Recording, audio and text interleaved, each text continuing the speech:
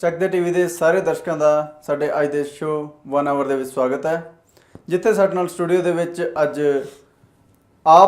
Aam Aadmi party ਦੇ volunteer member ਮੌਜੂਦ ਨੇ, ਗੌਤਮ ਸੇਵਦਾ ਜੀ ਤੇ ਦਵਿੰਦਰ ਤੂਰ ਜੀ। ਭਾਰਤ ਭਰ 'ਚ ਰਾਜਨੀਤੀ ਦਾ ਮਾਹੌਲ ਗਰਮਾਇਆ ਹੋਇਆ ਤੇ 7 ਅਪ੍ਰੈਲ ਤੋਂ ਲੈ ਕੇ 12 ਮਈ ਤੱਕ ਜਿਹੜੀਆਂ ਵੋਟਾਂ ਦਾ ਦੌਰ ਹੈ ਤੇ 16 ਮਈ ਨੂੰ ਜਨਤਾ ਆਪਣੀ ਮੋਹਰ ਲਾ ਕੇ ਦੱਸੂਗੀ ਕਿ ਉਹ ਕਿਸ ਨੂੰ ਚੁਣਨਾ ਚਾਹੁੰਦੀ ਹੈ। ਤੇ ਆਓ ਮਿਲੀਏ ਅੱਜ ਆਪਣੇ ਮਹਿਮਾਨਾਂ ਨੂੰ, ਗੌਤਮ ਸੇਵਦਾ ਜੀ ਤੇ ਦਵਿੰਦਰ ਤੂਰ ਜੀ। ਸਤਿ ਸ਼੍ਰੀ ਅਕਾਲ ਜੀ, ਨਮਸਕਾਰ ਜੀ। ਤੁਹਾਡਾ ਬਹੁਤ ਬਹੁਤ ਸਵਾਗਤ ਹੈ ਜੀ ਸਾਡੇ ਸ਼ੋਅ 1 ਆਵਰ ਦੇ ਵਿੱਚ ਤੇ ਚੱਕਦੇ ਟੀਵੀ ਵੱਲੋਂ ਵੀ ਮੈਂ ਤੁਹਾਨੂੰ ਵੈਲਕਮ ਕਰਦਾ। ਸਭ ਤੋਂ ਪਹਿਲਾਂ ਜੀ ਅਸੀਂ ਤੁਹਾਡੇ ਬਾਰੇ ਜਾਣਨਾ ਚਾਹਾਂਗੇ ਕਿ ਤੁਸੀਂ ਕੈਨੇਡਾ ਕਿੱਦਾਂ ਆਏ, ਕੀ ਤੁਹਾਡੀ ਬੈਕਗਰਾਉਂਡ ਹੈ, ਤੇ ਉਸ ਤੋਂ ਬਾਅਦ ਅਸੀਂ ਅੱਗੇ ਚੱਲਾਂਗੇ। ਗੌਤਮ ਜੀ ਤੁਹਾਡੇ ਤੋਂ ਸ਼ੁਰੂ ਕਰਦੇ ਹਾਂ ਪਹਿਲਾਂ। ठीक है जी, thank you very much Chak De TV for giving this opportunity to अस।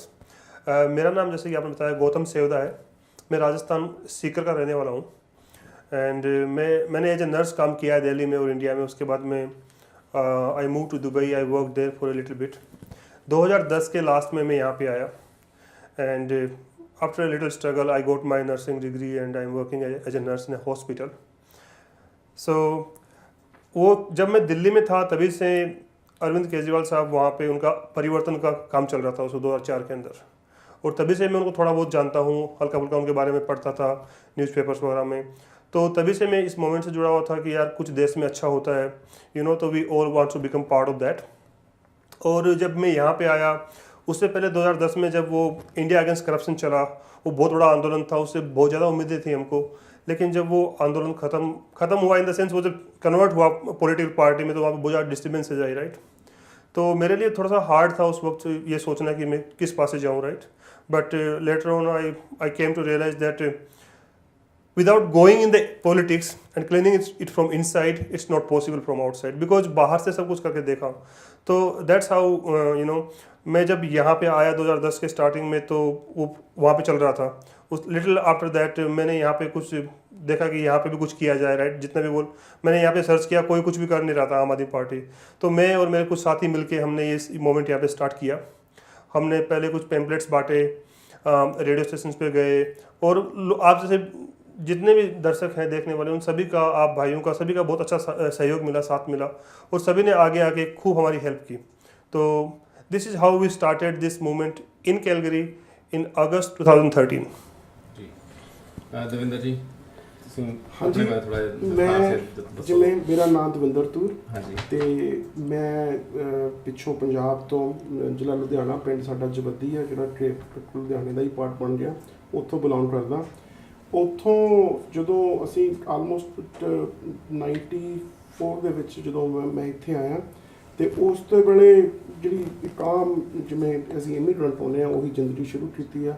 ਪਿਛੋਕੜ ਮੇਰਾ ਐਜੂਕੇਸ਼ਨ ਦੇ ਵਿੱਚ ਆਮ ਏ ਫਾਰਮਾਸਿਸਟ, ਮੈਂ ਉੱਥੋਂ B.Pharm ਕਰਨ ਤੋਂ ਬਾਅਦ MBA, ਅਤੇ ਉਸ ਤੋਂ ਬਾਅਦ ਇੱਥੇ ਆ ਕੇ ਸ਼ੁਰੂਆਤ ਸਾਡੀ ਹੋਈ, ਪਹਿਲਾਂ ਟੈਕਸੀ ਚਲਾਈ ਥੋੜ੍ਹਾ ਜਿਹਾ ਚਿਰ, ਫਿਰ ਉਸ ਤੋਂ ਬਾਅਦ ਟਰਾਂਜ਼ਿਟ ਦੇ ਵਿੱਚ ਕੰਮ ਕੀਤਾ। ਟਰਾਂਜ਼ਿਟ ਵਿੱਚੋਂ ਕੰਮ ਕਰਨ ਤੋਂ ਬਾਅਦ ਸਾਡਾ ਆਪਣਾ ਬਿਜ਼ਨਸ ਆ, ਹੁਣ ਕਈ ਲਿਕਰ ਸਟੋਰ ਅਸੀਂ ਓਨ ਕਰਦੇ ਹਾਂ। ਅਤੇ ਪਰ ਜਦੋਂ ਗੱਲ ਆਉਂਦੀ ਆ ਆਮ ਆਦਮੀ ਪਾਰਟੀ ਦੀ, ਉਹਦੇ ਵਿੱਚ ਜਿਹੜਾ ਐਕਚੁਅਲੀ ਮੇਰਾ ਝੁਕਾਓ ਉਦੋਂ ਸ਼ੁਰੂ ਹੋਇਆ ਜਦੋਂ ਅੰਨਾ ਹਜ਼ਾਰੇ ਦੀ ਮੂਵਮੈਂਟ ਸ਼ੁਰੂ ਹੋਈ ਸੀ। ਅਤੇ ਇੱਕ ਦਿਲ ਦੇ ਵਿੱਚ ਇੱਕ ਹੁੰਦਾ ਸੀ ਕਿ ਵੀ ਸਾਡੇ ਜਦੋਂ ਮਿਡਲ ਕਲਾਸ ਦੇ ਵਿੱਚ ਮੈਨੂੰ ਆਪ ਨੂੰ ਮਿਡਲ ਕਲਾਸ ਹੋਣ ਦਾ ਜਿਹੜਾ ਮਾਣ ਮਹਿਸੂਸ ਹੋਇਆ, ਉਹ ਕੈਨੇਡਾ ਦੇ ਵਿੱਚ ਆ ਕੇ ਹੋਇਆ। ਕਿਉਂਕਿ ਜਿਹੜੀਆਂ ਡਿਫਰੈਂਟ ਸਟੇਜਸ ਦੇ ਵਿੱਚੋਂ ਅਸੀਂ ਲੰਘੇ ਹਾਂ, ਉਹ ਸਟੇਜਸ ਦੇ ਵਿੱਚੋਂ ਜਦੋਂ ਉਹ ਸਟੇਜਸ ਜਾਂ ਤਾਂ ਸਾਡੀ ਕੋਈ ਆਰਟੀਫਿਸ਼ੀਅਲ ਜ਼ਿੰਦਗੀ ਸੀ, ਕਦੇ ਅਸੀਂ ਇੰਡੀਆ 'ਚ ਫੀਲ ਹੀ ਨਹੀਂ ਸੀ ਕੀਤਾ ਵੀ ਕਿ ਮਿਡਲ ਕਲਾਸ ਦੀ ਐਕਚੁਅਲ ਡੈਫੀਨੇਸ਼ਨ ਹੈ ਕੀ। ਉਸ ਦੇ ਵਿੱਚ ਜਦੋਂ ਮੈਂ ਉਹ ਮੂਵਮੈਂਟ ਨੂੰ ਦੇਖ ਰਿਹਾ ਸੀ, ਤਾਂ ਜਦੋਂ ਲੋਕੀ ਵੀ ਹਾਲਾਂਕਿ ਕੁਟੀਅਨਸ ਵੀ ਅਰਬਨ ਸਿਟੀਜ਼ ਦੇ ਵਿੱਚ ਇਨਵੋਲਵ ਨੇ, ਦੂਜੇ ਨਹੀਂ ਇਨਵੋਲਵ, ਪਰ van I saw that this is possible, so ਮੇਰਾ ਥੋੜ੍ਹਾ ਜਿਹਾ ਝੁਕਾਅ ਉਹਦੇ ਵੱਲ ਵੱਧਦਾ ਗਿਆ ਮੂਵਮੈਂਟ ਵੱਲ। ਦੈਨ ਆਈ ਸਟੱਡੀਡ ਕਿ ਵੀ ਕੀ ਪਤਾ ਇੰਡੀਆ ਦੀ ਵੀ ਕੋਈ ਕਿਸਮਤ ਚੰਗੀ ਆ ਜਾਵੇ, ਅਤੇ ਵੀ ਸਾਡੀ ਵੀ ਜਿਹੜੀ ਮਿਡਲ ਕਲਾਸ ਜਿਹੜੀ ਸਟਰੋਂਗ ਹੋਣ, ਜਿਹਦੇ ਲੋਕਾਂ ਨੂੰ ਆਮ ਆਦਮੀ ਕਹਿਣ ਦੇ ਵਿੱਚ ਆਪਦੇ ਆਪ ਨੂੰ ਮਾਣ ਮਹਿਸੂਸ ਹੋਣ ਲੱਗੇ, ਉਸ ਵੇਲੇ ਮੇਰਾ ਝੁਕਾਅ ਵਧਿਆ। ਫਿਰ ਡਿਫਰੈਂਟ ਸਟੇਜਸ ਦੇ ਵਿੱਚੋਂ ਇੱਕ ਰਾਜਨੀਤੀ ਸ਼ੁਰੂ ਹੋਈ। ਰਾਜਨੀਤੀ ਦੇ ਵਿੱਚੋਂ ਕਹਿੰਦੇ ਨੇ ਵੀ ਪੰਜਾਬੀਆਂ ਨੂੰ ਰਾਜਨੀਤੀ ਦੇ ਵਿੱਚ ਜੰਮਦਿਆਂ ਤੋਂ ਹੀ ਸ਼ੌਂਕ ਹੁੰਦਾ, ਰਾਈਟ। ਜਦੋਂ ਉਦੋਂ ਸੀਗਾ, ਸਾਨੂੰ ਵੀ ਸ਼ੌਂਕ ਸੀਗਾ ਜਦੋਂ ਇਹ ਦੇਖਿਆ ਵੀ the way I think the movement was going on ਕਿ ਇਹਦੇ 'ਚ ਜਿਹੜੀ ਜ਼ਰੂਰ ਇਹ ਆਊਗਾ ਕਿ ਕੋਈ ਪੋਲੀਟੀਕਲ ਅਟੈਚਮੈਂਟ ਹੋਊਗੀ। ਫਿਰ ਅਰਵਿੰਦ ਜੀ ਨੇ ਆਪਣੀ ਪਾਰਟੀ ਬਣਾਈ ਥੋੜ੍ਹਾ ਚਿਰ ਪਹਿਲਾਂ, ਪਰ ਜਦੋਂ ਅਸੀਂ ਉਹ ਮੂਵਮੈਂਟ ਨੂੰ ਵੀ ਨਾਲ ਕੰਪੇਅਰ ਕਰਦੇ ਹਾਂ ਕਿ ਇਲੈਕਸ਼ਨਸ ਬੜੀ ਜਲਦੀ ਆ ਗਈਆਂ ਸਾਲ ਦੇ ਵਿੱਚ, ਪਹਿਲਾਂ ਤਾਂ ਅਸੈਂਬਲੀ ਇਲੈਕਸ਼ਨ ਆਈਆਂ ਦਿੱਲੀ ਦੀਆਂ, ਹੁਣ ਪਾਰਲੀਮੈਂਟ ਦੀਆਂ ਇਲੈਕਸ਼ਨਸ ਆ ਰਹੀਆਂ ਨੇ, ਟਾਈਮ ਬਹੁਤ ਥੋੜ੍ਹਾ ਸੀ ਤੇ ਲੋਕਾਂ ਲਈ ਜਿਹੜੇ ਨਾ ਜਦੋਂ ਪਾਰਟੀ ਦਾ ਇੰਨਾ ਸਪੋਰਟ ਮਿਲਦੀ ਹੋਵੇ ਤੇ ਲੋਕਾਂ ਦੇ ਜਿਹੜੇ ਉਹ ਨੇ ਥੋੜ੍ਹੇ ਜਿਹੇ ਐਕਸਾਈਟਮੈਂਟ ਵੀ ਵੱਧਦੀ ਆ। ਐਕਸਾਈਟਮੈਂਟ ਮਤਲਬ ਨਾ ਕਿ ਡਰ ਬਹੁਤ ਲੱਗਦਾ ਕਿ ਦੇਖੋ ਜਿਹੜੀਆਂ ਸਾਡੀਆਂ ਮੂਵਮੈਂਟਸ ਹੋਈਆਂ ਸੀਗੀਆਂ, ਜੈ ਪ੍ਰਕਾਸ਼ ਨਾਰਾਇਣ ਦੀ ਮੂਵਮੈਂਟ ਸੀ, ਉਸ ਤੋਂ ਬਾਅਦ VP ਸਿੰਘ ਦੀ ਮੂਵਮੈਂਟ ਸੀ।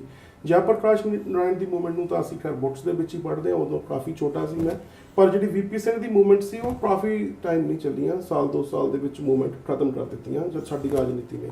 ਇਸੇ ਕਰਕੇ ਸਾਨੂੰ ਥੋੜ੍ਹਾ ਜਿਹਾ ਇਹ ਤੋਂ ਡਰ ਵੀ ਲੱਗਦਾ ਮੂਵਮੈਂਟ ਨੂੰ ਵੀ ਜਿੰਨਾ ਕੁ ਐਕਸਾਈਟਮੈਂਟ ਲੋਕਾਂ ਦੇ ਵਿੱਚ ਆ we need a stable excitement ਕਿ it is a long time process ਹੈ ਨਾ।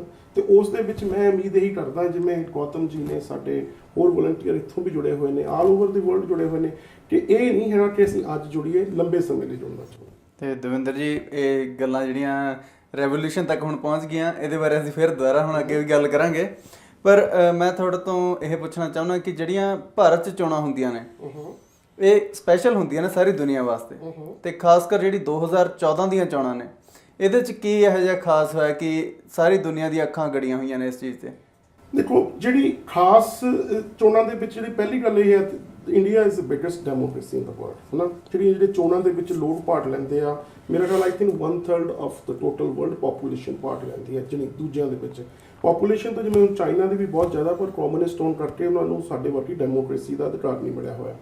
ਸਾਡੇ ਨਾਲ ਡੈਮੋਕ੍ਰੇਸੀ ਦੇ ਵਿੱਚ ਹੁਣ ਜਦੋਂ ਤੁਸੀਂ ਗੱਲ ਕੀਤੀ ਆ 2014 ਦੀ, ਜੇ ਅਸੀਂ ਪਿਛਲੀਆਂ ਇਲੈਕਸ਼ਨ ਤੇ ਲਾਈਏ, 5 ਸਾਲਾਂ ਬਾਅਦ ਇਲੈਕਸ਼ਨ ਹੁੰਦੀਆਂ ਨੇ, ਉਹ ਇਹ ਹੋਇਆ ਸੀ ਕਿ ਜਾਂ ਤਾਂ ਜਿਹੜੀਆਂ ਨੈਸ਼ਨਲ ਪਾਰਟੀ ਸੀ, ਪਹਿਲਾਂ ਤਾਂ ਉਹਨਾਂ ਨੇ ਜਾਤ ਪਾਤ ਦੇ ਆਧਾਰ ਤੇ ਵੰਡਣ ਦੀ ਕੋਸ਼ਿਸ਼ ਕੀਤੀ, ਫਿਰ ਦੂਜੀ ਵਾਰ ਉਹਨਾਂ ਨੇ ਧਰਮ ਤੇ ਵੰਡਣ ਦੀ ਕੋਸ਼ਿਸ਼ ਕੀਤੀ।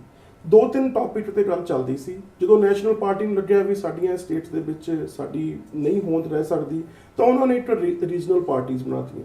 ਜਿਹੜੀਆਂ ਰੀਜਨਲ ਪਾਰਟੀ ਸੀਗੀਆਂ ਉਹ ਇੱਕ ਬਟਾਊ ਮਾਲ ਦੇ ਵਾਂਗੂ ਹੁੰਦੀਆਂ ਨੇ, ਨਾ ਤਾਂ ਉਹਨਾਂ ਦੀ ਕੋਈ ਨੈਸ਼ਨਲ ਪਾਰਟੀ ਦੇ ਨਾਲ ਅਸੈਂਬਲੀ ਹੁੰਦੀ ਆ, ਇੱਕ ਤਰ੍ਹਾਂ ਦੀ ਐਕਸ਼ਨ ਹੁੰਦੀ ਆ ਵੀ ਉਹਨਾਂ ਨੂੰ ਜਿਹੜੇ ਮਿਨਿਸਟਰੀਆਂ ਕਿੰਨੀਆਂ ਮਿਲਣੀਆਂ ਨੇ ਜਾਂ ਉਹ ਮਿਲਣੀਆਂ ਨੇ। ਜਿਹੜੀ ਕੋਈ ਵੀ ਰਿਪਲੇਸਮੈਂਟ ਆਉਂਦੀ ਸੀ ਉਹਦੇ ਨਾਲ ਭਵਿੱਖ ਦੇ ਵਿੱਚ ਜਿਹੜਾ ਫਿਊਚਰ ਦੇ ਵਿੱਚ ਸੀ ਨਾ, ਜਿਹੜਾ ਲੁੱਟ ਮਚਾਓ ਚੱਲੀ ਹੋਈ ਸੀ ਉਹ ਨਹੀਂ ਚੱਲਦੀ ਸੀ। ਹੁਣ ਇਸ ਦੇ ਵਿੱਚ ਕੀ ਹੋਇਆ, ਜਿਹੜਾ ਤੀਜਾ ਫਰੰਟ ਬਣ ਕੇ ਆ ਰਿਹਾ, ਤੀਜਾ ਫਰੰਟ ਉਹ ਗੱਠਜੋੜ ਨਹੀਂ ਹੈਗਾ, ਉਹਦੇ ਵਿੱਚ ਇਹ ਆ ਤੀਜਾ ਫਰੰਟ ਆ ਵੀ ਇੱਕ ਆਦਮੀ ਕਹਿੰਦਾ ਮੈਂ ਵੋਟ ਪਾਉਣ ਜਾਊਂਗਾ ਪਰ ਵੋਟ ਆਪਦੀ ਕੌਨਸ਼ੀਅਸ ਨਾ ਪਾਊਂਗਾ। ਗਿਣਤੀ ਉਹਨਾਂ ਦੀ ਘੱਟ ਜ਼ਰੂਰ ਹੋ ਸਕਦੀ ਆ, ਪਰ ਐਤਕੀ ਜਿਹੜੇ ਆਮ ਵੋਟਰ ਆ ਉਹਨਾਂ ਦੀ ਕੌਨਸ਼ੀਅਸ ਸ਼ਾਇਦ ਜਾਗ ਜਾਵੇ ਕਿ ਬੰਦਾ ਬਿਨਾਂ ਕਿਸੇ ਚੋਣ ਨਿਸ਼ਾਨ ਤੋਂ ਜਾਂ ਜਿਵੇਂ ਕੈਂਡੀਡੇਟ ਨੂੰ ਦੇਖੇ ਜਾਂ ਕਿਤੇ ਜਿਹੜੀ ਅਸੀਂ ਕਹਿੰਦੇ ਹਾਂ ਨਾ ਵੀ ਜਿਹੜੀ ਗ੍ਰਾਸ ਰੂਟ ਪੋਲਿਟਿਕਸ ਹੁੰਦੀ ਆ, ਸ਼ਾਇਦ ਉਮੀਦ ਕਰਦੇ ਹਾਂ ਵੀ ਉੱਥੇ ਤੱਕ ਲੋਕੀ ਆਪਦੀ ਕੌਨਸ਼ੀਅਸ ਯੂਜ਼ ਕਰਕੇ ਉਸ ਬਿਗੇਸਟ ਡੈਮੋਕ੍ਰੇਸੀ ਦੇ ਵਿੱਚ ਰਿਜ਼ਲਟ ਓਰੀਐਂਟਡ ਜਿਹੜਾ ਰਿਜ਼ਲਟ ਲੈ ਕੇ ਆਉਣਗੇ। ਠੀਕ। ਤੇ गौतम जी, तुसी की इस बारे में सोचते हो? जैसा कि तूर साहब ने कहा, मैं उसी में थोड़ा सा ऐड करना चाहूँगा। देखो, चुनाव किसी भी कंट्री में होता है, वो ये तय करता है कि वो कंट्री किस दिशा में जा रही है, वहाँ पे क्या होने वाला है। अच्छा, डेमोक्रेसी का मतलब क्या है? डेमोक्रेसी की अगर अपन बात करें डेफिनेशन की, जनता का जनता के द्वारा जनता के लिए बनाया गया कानून, ठीक है। तो अगर हम देखें हिंदुस्तान में, आप भी वहाँ से आए हो, जो श्रोता सुन रहे हैं वो भी वहाँ से आए हैं, हमने सबने देखा है कि क्या वहाँ पे वो हो रहा है जिसके लिए डेमोक्रेसी बनाई गई थी? क्या हमको सही न्याय मिल रहा है? क्या हमको सही सारी सुविधाएं मिल रही हैं? क्या वहाँ पे एजुकेशन मिल रही है? क्या वहाँ पे हेल्थ केयर मिल रहा है? मैं जब यहाँ पे आया तो मैं मतलब चौंक गया इसको देख के कि यहाँ पे भी एक गवर्नमेंट है, यहाँ पे भी एक सिस्टम चल रहा है, यहाँ पे इतनी एडवर्स कंडीशंस है वेदर की और सारी चीज़ें, राइट। उसके बावजूद यहाँ पे सारा कुछ सिस्टम से चल रहा है, वहाँ पे क्यों नहीं चल रहा? तो इस गवर्नमेंट से उम्मीद ये करते हैं कि जैसे कि इन्होंने कहा कि वो थर्ड फ्रंट आ रहा है एक, और वो ऑनेस्ट लोग हैं, वो लोग कुछ सुधार चाहते हैं, कुछ अच्छा करना चाहते हैं कंट्री में। दूसरी बात, वो जितने भी लोग इस पार्टी से जुड़े हुए हैं अभी, वो सारे ऐसे लोग हैं जिन्होंने अपनी ज़िंदगी में कुछ सिग्निफिकेंट किया है किसी भी काम के लिए, किसी स्टेट में। किसी ने कोई NGO चला के किसी गरीब की सहायता की है, किसी ने कुछ किया है, किसी ने कुछ किया है, राइट। तो मैं ये सोचता हूँ कि ये एक पार्टी नहीं है, एक आंदोलन से निकली हुई पार्टी है, and they wants to refine India in a better. क्योंकि इंडिया के पास में जितना, सर जी मैं कहूँगा कि जितने संसाधन हैं वहाँ पे, जितना कुछ है वहाँ पे, वी कैन बिल्ड ए वो कहते थे ना कि इंडिया एक सोने की चिड़िया है, वो हम सोने की चिड़िया वापस बिल्ड कर सकते हैं। There is a hope. So ये जो पार्टी है, ये जो नई पार्टी है, 2014 का जो इलेक्शन है, ये इंडिया के लिए एक होप है। अगर ये इस इलेक्शन में कुछ नहीं होता है जैसे पहले हो रहा था वैसे ही होता है तो इट्स हार्ड टू से। या ਪਰ ਜੇ ਅਸੀਂ ਦੇਖੀਏ ਕਿ ਮੈਂ ਜ਼ਿਆਦਾਤਰ ਗੱਲਾਂ ਪੰਜਾਬ ਬਾਰੇ ਕਰੂੰਗਾ ਕਿਉਂਕਿ ਹਾਂਜੀ। ਸਾਡੇ ਜ਼ਿਆਦਾਤਰ ਸਰੋਤਾ ਔਰ ਮੈਂ ਖੁਦ ਪੰਜਾਬ ਤੋਂ ਹੀ ਹਾਂ। ठीक है जी। ਤੇ ਜੇ ਅਸੀਂ ਦੇਖੀਏ ਕਿ ਜਿਹੜੀ ਹੁਣ ਉੱਥੇ ਪਾਰਟੀ ਹੈ ਉਹਨੇ ਪਿਛਲੇ ਕੁਝ ਸਾਲਾਂ ਦੇ ਵਿੱਚ ਉੱਥੇ 5 ਹੁਣ ਥਰਮਲ ਪਲਾਂਟ ਬਣਾਏ ਨੇ ਤੇ ਉਸ ਤੋਂ ਬਾਅਦ ਸੜਕਾਂ ਦਾ ਕਾਫੀ ਜਿਹੜਾ ਉੱਥੇ ਨਿਰਮਾਣ ਜਿਹੜਾ ਹੈ, ਉਹ ਕਾਫੀ ਹੱਦ ਤੱਕ ਵਧਿਆ, ਚਾਹੇ ਟੋਲ ਪਲਾਜ਼ਾ ਵੀ ਲੱਗੇ ਨੇ, ਪਰ ਡਿਵੈਲਪਮੈਂਟ ਦੇਖਣ ਨੂੰ ਮਿਲੀ ਹੈ ਕਈ ਲੋਕਾਂ ਨੂੰ। ਤੇ ਤੁਸੀਂ ਇਸ ਡਿਵੈਲਪਮੈਂਟ ਨੂੰ ਆਪ ਦੇ ਨਾਲ ਕਿਵੇਂ ਜੋੜ ਕੇ ਦੇਖਣਾ ਚਾਹੁੰਦੇ ਹੋ? ਕੀ ਅੱਡ ਹੋਊਗਾ ਆਪ ਜੇ ਆ ਜਾਵੇ ਇੱਥੇ? ਦੇਖੋ ਦਵਿੰਦਰ ਜੀ, ਜਿਹੜੀ ਪੰਜਾਬ ਦੀ ਇਕਨੋਮੀ ਦੀ ਪ੍ਰੋਬਲਮ ਆ ਉਹ ਇਹ ਆ, ਜਿਵੇਂ ਤੁਸੀਂ ਗੱਲ ਕੀਤੀ ਕਿ 5 ਥਰਮਲ ਪਲਾਂਟ ਬਣੇ, ਰੋਡਸ ਦੀ ਵੀ ਥੋੜੀ ਜਿਹੀ ਹਾਲਤ ਨਹੀਂ ਰਹੀ, ਪਰ ਜਿਹੜੀ ਇਕਨੋਮੀ ਆ ਸਾਨੂੰ ਇੱਕ ਆਰਟੀਫੀਸ਼ੀਅਲ ਇਕਨੋਮੀ ਦੇ ਵਿੱਚ ਰੱਖਿਆ ਗਿਆ। ਜ਼ਰੂਰੀ ਨਹੀਂ ਕਿ ਜਿਹੜੀ ਮੌਜੂਦਾ ਸਰਕਾਰ ਆ ਜਾਂ ਉਹ ਤੋਂ ਪਿਛਲੀ ਵਾਲੀ ਸਰਕਾਰ ਸੀ। ਇਕਨੋਮੀ ਦੀ ਜਿਹੜੀ ਬੇਸ ਜਿਹੜੀ ਤੁਸੀਂ ਬਿਲਡ ਕਰਦੇ ਆ ਉਹ ਹੁੰਦੇ ਸਾਡੇ ਜਿਹੜੇ ਮੈਂ ਜੌਬ ਕ੍ਰੀਏਸ਼ਨ, ਲੋਕਾਂ ਦਾ ਰਹਿਣਾ ਸਹਿਣਾ ਕਿੰਨਾ ਕੋਆਪਰੇਟ ਦਾ। ਹੁਣ ਮੈਂ ਜਦੋਂ ਗੱਲ ਕਰਦਾ ਵੀ ਮਿਡਲ ਕਲਾਸ ਦੀ ਆ, ਮਿਡਲ ਕਲਾਸ ਦੇ ਵਿੱਚ ਜਿਹੜਾ ਸਾਡਾ ਰਹਿਣਾ ਜਹਿਣਾ ਉਹ ਸਾਡੀ ਐਸੈਟ ਵੈਲਿਊ ਨੂੰ ਦੇਖ ਕੇ ਨਹੀਂ ਬਣਾਇਆ ਜਾ ਸਕਦਾ। ਲੋਕਾਂ ਨੂੰ ਜ਼ਮੀਨ ਵੇਚ ਕੇ ਆਪਣੀ ਜੇ ਰਹਿਣ ਲਈ ਮਜਬੂਰ ਕੀਤਾ ਜਾਂਦਾ, ਉਹਨੂੰ ਅਸੀਂ ਇਕਨੋਮੀ ਨਹੀਂ ਕਹਿ ਸਕਦੇ। ਉਹਦੇ ਲਈ ਜੌਬ ਕਿੰਨੇ ਕ੍ਰੀਏਟ ਹੋ ਰਹੇ ਨੇ, ਜਿੰਨੀ ਤੁਹਾਡੀ ਪੋਪੂਲੇਸ਼ਨ ਗਰੋਥ ਆ ਉਹਦੇ ਨਾਲ ਜੌਬ ਨੂੰ ਮੈਚ ਕਰੋ। ਜੇ ਤੁਹਾਡੇ ਕਿਸੇ ਜਿਵੇਂ ਪੰਜਾਬ ਆਪ ਥੋੜ੍ਹੇ ਜਿਹੇ ਸਾਲ ਪਹਿਲਾਂ ਜਿਹੜੇ ਰਾਜਾਂ ਦੇ ਵਿੱਚੋਂ ਪਹਿਲੇ ਨੰਬਰ ਦਾ ਰਾਜ ਹੁੰਦਾ ਸੀ, ਉਹਦਾ ਰੀਜ਼ਨ ਇਹ ਸੀ ਕਿ ਸਾਡੇ ਯੂਥ ਸੀਗੇ ਨਾ ਉਹ ਬਿਜ਼ੀ ਸੀ, ਉਹਨਾਂ ਨੂੰ ਜੌਬ ਵੀ ਮਿਲਦੇ ਸੀ, ਕੰਮਕਾਰ ਸੀਗਾ। ਹੁਣ ਅਸੀਂ ਬਹੁਤ ਥੱਲੇ ਨੰਬਰ ਤੇ ਆ ਗਏ ਹਾਂ। ਰੀਜ਼ਨ ਇਹੀ ਆ ਕਿ ਯੂਥ ਦੇ ਲਈ ਜੇ ਐਜੂਕੇਸ਼ਨ ਦੀ ਗੱਲ ਵੀ ਕਰਦੇ ਹਾਂ ਤਾਂ ਐਜੂਕੇਸ਼ਨ ਕਰਕੇ ਕਰਨਗੇ ਵੀ, ਜਦੋਂ ਜੌਬ ਤਾਂ ਹੈ ਨਹੀਂ। ਜੌਬ ਕ੍ਰੀਏਸ਼ਨ ਦੇ ਵਿੱਚੋਂ ਕਾਫੀ ਅਸੀਂ ਪਿੱਛੇ ਹੋ ਗਏ, ਕੋਈ ਇੰਡਸਟਰੀ ਨਹੀਂ ਸੀ। ਲੁਧਿਆਣੇ ਤੋਂ ਹੋਣ ਕਰਕੇ ਮੈਨੂੰ, ਜਿਵੇਂ ਸਾਡੇ ਉੱਥੇ ਇੱਕ ਹੌਜ਼ਰੀ ਇੰਡਸਟਰੀ ਹੁੰਦੀ ਸੀ, ਸਾਈਕਲ ਇੰਡਸਟਰੀ ਹੁੰਦੀ ਸੀ, ਉੱਥੇ ਕੀ ਹੁੰਦਾ ਸੀ ਕਿ ਸਾਨੂੰ ਚਲੋ ਤੁਸੀਂ ਇੰਡਸਟਰੀ ਲਾ ਲਓ, ਅਸੀਂ ਆਮ ਲੋਕਾਂ ਦੇ ਵਿੱਚ ਦੇਖਿਆ ਹੁੰਦਾ ਸੀ ਉਹਨਾਂ ਨੇ ਮਸ਼ੀਨਾਂ ਘਰੇ ਲਾ ਲਈਆਂ, ਜੌਬ ਕ੍ਰੀਏਟ ਹੁੰਦਾ ਸੀ। ਸਾਰੀ ਇੰਡਸਟਰੀ ਮੂਵ ਹੋ ਰਹੀ, ਹੌਜ਼ਰੀ ਵੀ ਮੂਵ ਹੋ ਰਹੀ, ਸਾਈਕਲ ਇੰਡਸਟਰੀ ਵੀ ਮੂਵ ਹੋ ਰਹੀ, ਕਿਉਂਕਿ ਉੱਥੇ ਲੇਬਰ ਦੀ ਜਿਹੜੀ ਡਿਮਾਂਡ ਸੀ ਨਾ ਉਹ ਜਿੱਥੋਂ ਜਿਹੜੇ ਸਟੇਟਸ 'ਚੋਂ ਆਉਂਦੀਆਂ ਸੀ ਇੰਡਸਟਰੀ ਉੱਥੇ ਮੂਵ ਹੋ ਰਹੀਆਂ। ਇਹ ਸਰਕਾਰਾਂ ਨੇ ਕੀ ਕੀਤਾ, ਉਹਦੇ 'ਚ ਟੈਕਸ ਵਧਾਤੇ, ਜਿਹੜੀ ਆਰਟੀਫੀਸ਼ੀਅਲ ਇਕਨੋਮੀ ਕ੍ਰੀਏਟ ਹੋ ਗਈ ਉਹਦੇ 'ਚ ਆਮ ਆਦਮੀ ਨੂੰ ਪਤਾ ਹੀ ਨਹੀਂ ਲੱਗਿਆ ਕਿ ਸਾਡੇ ਤੇ ਗੁਜ਼ਰ ਕੀ ਰਿਹਾ। ਆਮ ਜੇ ਜ਼ਿਮੀਂਦਾਰਾਂ ਤੋਂ ਅੱਜ ਪੁੱਛੀਏ ਤਾਂ ਕਹਿੰਦੇ ਨੇ ਸਾਡੀ ਜ਼ਮੀਨ ਦਾ ਮੁੱਲ ਬਹੁਤ ਵੱਧ ਗਿਆ। ਹੁਣ ਜੇ ਜ਼ਮੀਨ ਅਸੀਂ ਵੇਚਾਂਗੇ ਮੁੱਲ ਤਾਂ ਹੀ ਮਿਲੂਗਾ। ਜੇ ਜ਼ਮੀਨ ਦੀ ਇਨਕਮ ਨਾਲ ਅਸੀਂ ਰੋਟੀ ਚਲਾ ਸਕਦੇ ਹਾਂ ਜਾਂ ਜਿਹੜੀ ਸਾਡਾ ਰਹਿਣ ਸਹਿਣ 'ਤੇ ਅਸਰ ਕਰਦਾ, ਅਸਲੀ ਇਕਨੋਮੀ ਉਹ ਆ। ਜ਼ਮੀਨਾਂ ਦੇ ਮੁੱਲ ਤਾਂ ਉਹ ਤਾਂ ਇੱਕ ਇੰਡਸਟਰੀਅਲ ਰੈਵੋਲੂਸ਼ਨ ਆ ਜਾਵੇ ਉਹ 'ਚ ਵੀ ਵੱਧ ਜਾਂਦੇ ਨੇ। ਪਰ ਹਾਂ, ਜਿਹੜੀ ਦੂਜੀ ਗੱਲ ਪ੍ਰੋਬਲਮ ਆਈ ਹੈ, ਜਿਹੜੀ ਮੌਜੂਦਾ ਸਰਕਾਰ ਦੀ ਗੱਲ ਕਰੀਏ, ਉਹ ਕਰਪਸ਼ਨ ਦੇ ਨਾਂ ਤੋਂ ਕੋਈ ਵੀ ਸਰਕਾਰ ਜਿਹੜੀ ਚਾਹੇ ਕੋਈ ਅਕਾਲੀ ਹੋਵੇ ਚਾਹੇ ਕਾਂਗਰਸ ਹੋਵੇ ਇਹ ਛੁਪ ਨਹੀਂ ਸਕਦੀ। ਆਮ ਬੰਦੇ ਨੇ ਜਿਹੜੀ ਕਰਪਸ਼ਨ ਆ ਉਹਨੂੰ ਇੱਕ ਆਮ ਜ਼ਿੰਦਗੀ ਦਾ ਪਾਰਟ ਬਣਾ ਲਿਆ। ਜਾਣੀ ਉਹਨੂੰ ਕਰਪਸ਼ਨ ਦੇ ਵਿੱਚ ਉਹਨੂੰ ਇਹ ਆ ਵੀ ਮੇਰੇ ਤੋਂ ਨਾ ਤਾਂ ਕਰਪਸ਼ਨ ਇਹ ਜ਼ਰੂਰੀ ਮੈਂ ਪੈਸੇ ਦੇਣੇ ਨੇ ਜਾਂ ਲੈਣੇ ਨੇ, ਉਹਨੇ ਇੱਕ ਜ਼ਿੰਦਗੀ ਦਾ ਪਾਰਟ ਬਣਾ ਲਿਆ, ਜਿਹੜਾ ਕਿ ਇੱਕ ਬੜੀ ਡੇਂਜਰਸ ਗੱਲ ਆ। क्योंकि ਉਹਦੇ ਵਿੱਚ ਜਿਹੜੇ ਕਰਪਸ਼ਨ ਨਾ ਉਹਦੀ ਜਿਹੜੀ ਰੀਅਲ ਵੈਲਿਊ ਆ ਉਹ ਕਦੇ ਵੀ ਉਸ ਨੂੰ ਨਹੀਂ ਮਿਲੂਗੀ। इस बात में मैं एक बात ऐड करना चाहूँ तो साहब, एक गलत परसेप्शन बनी हुई है कि जो सरकार है वो डेवलपमेंट करती है। अगर आप इकोनॉमिक्स के जो टॉप मोस्ट बंदे हैं उनसे पूछे, कोई सरकार कभी भी डेवलपमेंट नहीं करती। डेवलपमेंट करता है वहाँ का नागरिक, वहाँ का बंदा। अगर बंदे खाली बैठे हैं उनके पास करने के लिए काम ही, डेवलपमेंट कहाँ से होगा? सरकारें एक स्ट्रक्चर देती हैं, एक स्ट्रक्चर वो देती हैं, लेकिन काम करता है आदमी। जब उनके बीच में तालमेल नहीं होगा तो डेवलपमेंट हो ही नहीं सकता। जैसे इन्होंने कहा कि ये आर्टिफिशियल जो इकोनॉमी है ये बिल्कुल आर्टिफिशियल है। आप जाके देखो गाँव में क्या हालात है। ਇੱਕ ਬਾਤ ਜਿਵੇਂ ਮੈਂ ਵੀ ਹੋਰ ਐਡ ਕਰਨੀ ਚਾਹੁੰਦਾ ਕਿ ਜਦੋਂ ਅਸੀਂ ਥੋੜ੍ਹੇ ਜਿਹੇ ਸਾਲ ਪਹਿਲਾਂ ਦੇਖਦੇ ਹੁੰਦੇ ਸੀ, ਅਸੀਂ ਸੋਚਦੇ ਹੁੰਦੇ ਸੀ ਬਜਟ ਆਇਆ ਬਜਟ ਦੀ ਸਾਨੂੰ ਕੋਈ ਐਕਚੁਅਲੀ ਇਨਸਾਈਡ ਆਊਟਸਾਈਡ ਨਹੀਂ ਸੀ ਪਤਾ ਹੁੰਦਾ ਜਾਂ ਧਿਆਨ ਨਹੀਂ ਸੀ ਦਿੰਦੇ। ਪਰ ਜਦੋਂ ਇੱਥੇ ਦੇ ਕੰਟਰੀ ਦੇ ਵਿੱਚ ਆ ਕੇ ਸਾਨੂੰ ਬਜਟ ਦੇ ਵਿੱਚ ਆਇਆ, ਪਤਾ ਲੱਗਿਆ ਕਿ ਬੇਸਿਕਲੀ ਗੌਰਮੈਂਟਸ ਜਿਹੜੇ ਡੈਫਿਸਿਟ ਦੇ ਵਿੱਚ ਕਿਉਂ ਜਾਂਦੀਆਂ ਨੇ, ਜੇ ਸਰਪਲਸ ਆਉਂਦਾ ਕਿਉਂ ਜਾਂਦਾ। ਜਦੋਂ ਡੈਫਿਸਿਟ ਤੇ ਸਰਪਲਸ ਦੀ ਸਾਨੂੰ ਡੈਫੀਨੇਸ਼ਨ ਨਹੀਂ ਪਤਾ ਲੱਗੂਗੀ ਕਿ ਸਾਡੀ ਗੌਰਮੈਂਟ ਕਿੱਥੇ ਚੱਲ ਰਹੀ ਆ, ਤਾਂ ਸਾਨੂੰ ਬਜਟ ਦੇ ਬਾਰੇ ਕਿੰਤੂ ਪਰੰਤੂ ਨਹੀਂ ਕਰਨੇ ਚਾਹੀਦੇ। ਪਰ ਹੁਣ ਦੇਖਿਆ ਜਾਵੇ ਵੀ ਪੰਜਾਬ ਦੇ ਕਰਜ਼ੇ ਦੀ ਗੱਲ ਕਰਦੇ ਹਾਂ ਕਿ ਪੰਜਾਬ ਆਪਦੀ ਇਨਕਮ ਦੇ ਨਾਲ ਇਹ ਕਰਜ਼ਾ ਕਦੇ ਖਤਮ ਕਰ ਸਕਦਾ? ਉਹਦਾ ਆਨਸਰ ਹੈਗਾ ਕਿ ਬਿਲਕੁਲ ਨਹੀਂ। ਕਿਉਂਕਿ ਜੇ ਅਸੀਂ ਵੈਟ ਦੀ ਗੱਲ ਕਰੀਏ, ਜਿੰਨਾ ਵੈਟ ਪੰਜਾਬ ਦੇ ਵਿੱਚ I think is number 1 in India ਦੇ ਵਿੱਚ। ਵੈਟ ਦੇ ਵਿੱਚ ਉਹ ਲਾ ਰਹੇ ਨੇ। ਉਸ ਤੋਂ ਬਾਅਦ ਜਿਹੜਾ ਰੈਵਨਿਊ ਰਿਸੋਰਸਿਸ ਕੀ ਰਹਿ ਜਾਂਦਾ, ਜਿਹੜਾ ਸ਼ਰਾਬ ਦਾ ਰਿਸੋਰਸਿਸ ਆ ਉਹਦੇ ਵਿੱਚ ਸ਼ਰਾਬ ਦੇ ਵਿੱਚੋਂ ਰੈਵਨਿਊ ਆ। ਇਹ ਨਹੀਂ ਮੈਂ ਕਹਿੰਦਾ ਵੀ ਸ਼ਰਾਬ ਦੇ ਠੇਕੇ ਜਿਵੇਂ ਉਹਨਾਂ ਨੇ ਕੀਤੇ ਨੇ, ਜੇ ਹੁਣ ਮੈਨੂੰ ਇੰਡਸਟਰੀ ਦੇ ਵਿੱਚ ਹੋਣ ਦਾ ਥੋੜਾ ਜਿਹਾ ਇਨਸਾਈਡ ਆਊਟ ਪਤਾ, ਜਿਹੜੀ ਉਹ ਉੱਥੇ ਐਕਸ਼ਨ ਹੁੰਦੀ ਹੈ ਇਟਸ ਅ ਫੇਟ ਐਕਸ਼ਨ। ਜਦੋਂ ਅਲਬਰਟਾ ਵਾਲੀ ਗਵਰਨਮੈਂਟ ਨੂੰ ਆਪਣਾ ਜਿਹੜਾ ਰੈਵਨਿਊ ਆ, ਹਾਲਾਂਕਿ ਅਸੀਂ ਆਇਲ ਰਿਚ ਇੱਥੇ ਪ੍ਰੋਵਿੰਸ ਦੇ ਵਿੱਚ ਰਹਿੰਦੇ ਆ, ਸਾਡਾ ਜਿਹੜਾ ਇੱਥੋਂ ਦਾ ਅਲਕੋਹਲ ਦਾ ਰੈਵਨਿਊ ਹੈ ਇਟਸ ਨੰਬਰ 2। ਕਦੇ ਕਦੇ ਰਾਇਲਟੀਆਂ ਤੋਂ ਆਇਲ ਰਾਇਲਟੀਆਂ ਤੋਂ ਵੀ ਵੱਧ ਜਾਂਦਾ for being government in not in the business. ਉੱਥੇ ਜਿਹੜਾ ਰੈਵਨਿਊ ਆ ਉਹ ਜ਼ਿਆਦਾ ਵੀ ਹੋ ਸਕਦਾ, ਪਰ ਜਿਹੜਾ ਟੋਟਲ ਆ ਉਹਦਾ ਬਹੁਤ ਘੱਟ ਰਹਿ ਜਾਂਦਾ। This is because of corruption. ਤੇ ਦੂਜੀ ਗੱਲ ਹੈ ਜੀ, ਜਿਹੜਾ ਡੈਫਿਸਿਟ ਆ ਉਹ ਜਿਹੜੀ ਪੰਜਾਬ ਦੀ ਇਨਕਮ, ਜਿਹੜੇ ਵੈਟ ਜਾਂ ਜਿੰਨੇ ਵੀ ਇਨਕਮ ਆ, ਕਦੇ ਵੀ ਉਹ ਉਸ ਨੂੰ ਡੈਫਿਸਿਟ ਨੂੰ ਪੇ ਨਹੀਂ ਕਰ ਸਕਦੇ। ਕਿਉਂਕਿ ਜਿਹੜੀਆਂ ਸਬਸਿਡੀ ਦੇ ਰਹੇ ਨੇ ਪਿੰਡਾਂ ਦੇ ਵਿੱਚ, ਜਿਹੜੀ ਬਿਜਲੀ ਦੀ, ਹੁਣ ਤੁਸੀਂ ਕਿਹਾ 5 ਥਰਮਲ ਪਲਾਂਟ ਲਾਏ, ਅੱਜ ਤੋਂ 10-15 ਸਾਲ ਪਹਿਲਾਂ ਨਾ ਉੱਥੇ ਇੱਕ ਪੰਜਾਬ ਸਟੇਟ ਟਿਊਬਵੈੱਲ ਕਾਰਪੋਰੇਸ਼ਨ ਆਈ ਸੀ, ਉਹਨਾਂ ਨੇ ਇੱਕ ਵਰਲਡ ਬੈਂਕ ਤੋਂ ਲੋਨ ਲਿਆ ਪੰਜਾਬ ਤੋਂ ਲੋਨ ਲੈ ਕੇ ਨਾ ਪੰਜਾਬ ਨੇ ਲੋਨ ਲਿਆ। ਉਹ ਲੋਨ ਦੇ ਵਿੱਚ ਉਹਨਾਂ ਨੇ ਨਾ ਖਾਲੇ ਬਣਾਉਣੇ ਸੀ, ਪੱਕੇ ਕਰਨੇ ਸੀ, ਜਿਹੜੇ ਪਿੰਡਾਂ 'ਚ ਖਾਲੇ ਸੀਗੇ। ਉਹ ਜਦੋਂ ਖਾਲੇ ਪੱਕੇ ਕਰਤੇ ਤਾਂ ਉਹ ਲੋਨ ਸੀਗਾ ਹਜ਼ਾਰਾਂ ਕਰੋੜਾਂ ਦਾ ਹੀ। ਜਦੋਂ ਉਹ ਮੌਜੂਦਾ ਸਰਕਾਰ ਆਈ, ਉਹ ਕਹਿੰਦੇ ਜਿਹੜੇ ਅਸੀਂ ਖਾਲੇ ਪੱਕੇ ਕਰ ਰਹੇ ਹਾਂ ਨਾ, ਇਹਨਾਂ ਦਾ ਅਸੀਂ ਕੋਈ ਰੈਵਨਿਊ ਨਹੀਂ ਲੈਣਾ, ਕਿਉਂਕਿ ਸਾਡੇ ਫਾਰਮਰ ਅਫੋਰਡ ਨਹੀਂ ਕਰਦੇ। ਉਹ ਵੋਟ ਬੈਂਕ ਬਣਾਉਣਾ ਚਾਹੁੰਦੇ ਸੀ। ਹੁਣ ਜਿਹੜੀ ਚੀਜ਼ ਦਾ ਤੁਸੀਂ ਇੰਨਾ ਲੋਨ ਲਿਆ ਹੋਇਆ, ਜਿਹੜੇ ਇਨਫਰਾਸਟ੍ਰਕਚਰ ਨੂੰ ਬਿਲਡ ਕਰਨ ਲਈ ਲੋਨ ਲਿਆ ਹੋਇਆ, ਉਹਨੂੰ ਤੁਸੀਂ ਪੇ ਕਰਨ ਲਈ ਤੁਹਾਡੇ ਕੋਲ ਪੈਸੇ ਨਹੀਂ ਹੈਗੇ, ਉਹਦੀ ਇੰਸਟਾਲਮੈਂਟ ਭਰਨ ਲਈ ਤੁਹਾਨੂੰ ਫੇਰ ਕਰਜ਼ਾ ਲੈਣਾ ਪੈਂਦਾ। ਕਿਸ ਇਕੋਨਮੀ ਦੀ ਅਸੀਂ ਗੱਲ ਕਰ ਰਹੇ ਹਾਂ? ਇਹ ਇਕੋਨਮੀ ਜਿਹੜੀ ਆ, ਜਿਹੜਾ ਇੰਨਾ ਕਰਜ਼ਾ ਬਣ ਜਾਣਾ, ਜਿਵੇਂ ਜਿਹੜੀ ਦੂਜੀ ਲੈਂਡ ਆ ਸਾਡੀ ਉਹ ਡਿਵਾਈਡ ਹੋ ਜਾ ਰਹੀ ਹੈ। ਪਹਿਲਾਂ ਹੁੰਦਾ ਸੀ ਆਮ ਜ਼ਿਮੀਂਦਾਰ ਕੋਲੇ 10-20 ਕਿੱਲੇ ਦੀ ਜ਼ਮੀਨ ਹੁੰਦੀ ਸੀ, ਤੇ ਉਹਦੇ 'ਚ ਜਿਵੇਂ ਸਾਰੇ ਮਸ਼ੀਨਰੀ ਵੀ ਅਫੋਰਡ ਕਰਨੀ, ਉਹ ਕਰਨੀ, ਉਹ ਡਿਵਾਈਡ ਹੋਣ ਦੇ ਨਾਲ ਲੈਂਡ ਘੱਟ ਗਈ, ਵੈਲਿਊ ਘੱਟ ਗਈ। ਹੁਣ ਐਸੈਟ ਸੀ, ਜੇ ਹੁਣ ਅਸੀਂ ਕਹੀਏ ਵੀ 2 ਕਿੱਲੇ ਵੇਚ ਕੇ ਮੈਂ 2 ਗੁਜ਼ਾਰਾ ਕਰਨਾ, this is not the right economy.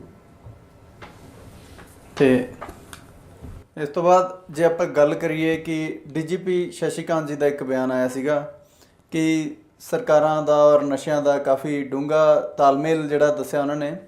ਤੇ ਇਹਨੂੰ ਇੱਕ ਹੋਰ ਗੱਲ ਜਿਹੜੀ ਪੰਜਾਬ ਦੇ ਵਿੱਚ ਹੋਈ ਹੈ, ਇਸ ਇਲੈਕਸ਼ਨ ਤੋਂ ਪਹਿਲਾਂ 6 ਲੱਖ ਲੀਟਰ ਦੇ ਨੇੜੇ ਤੇੜੇ ਸ਼ਰਾਬ ਫੜੀ ਗਈ।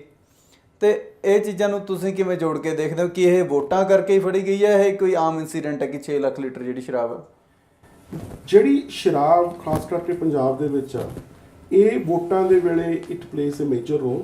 ਜਿਹੜੀਆਂ ਆਮ ਪਾਰਟੀਆਂ ਹੁੰਦੀਆਂ ਨੇ, ਜਿਹੜੇ ਲੋਕਾਂ ਦੇ ਹਾਲਾਂਕਿ ਉੱਥੇ ਪ੍ਰੀਕਾਸ਼ਨ ਬੜੇ ਲਾਏ ਜਾਂਦੇ ਨੇ ਵੀ ਠੇਕੇ ਉਦੋਂ ਬੰਦ ਰਹਿਣਗੇ, ਜੇ ਡਰਾਮੇਬਾਜ਼ੀ ਬਹੁਤ ਹੁੰਦੀ ਆ, ਪਰ ਜਿਹੜੀ ਸ਼ਰਾਬ ਆ ਉਹ ਇੱਕ ਜਿਵੇਂ ਪਹਿਲਾਂ ਤਾਂ ਹੁੰਦਾ ਸੀ ਵੀ ਸ਼ਰਾਬ ਹੀ ਇਕੱਲੀ ਆ, ਹੁਣ ਬ੍ਰਾਂਡ ਆਫ ਸ਼ਰਾਬ, ਜਿਹੜੀਆਂ ਪਾਰਟੀਆਂ ਦੇ ਇਹਨਾਂ ਦੇ ਹੱਕ ਹੁੰਦੇ ਨੇ ਨਾ, ਉਹ ਠੇਕੇ ਖਤਮ ਕਰ ਦਿੰਦੇ ਗੋਦਾਮਾਂ ਦੇ ਵਿੱਚ।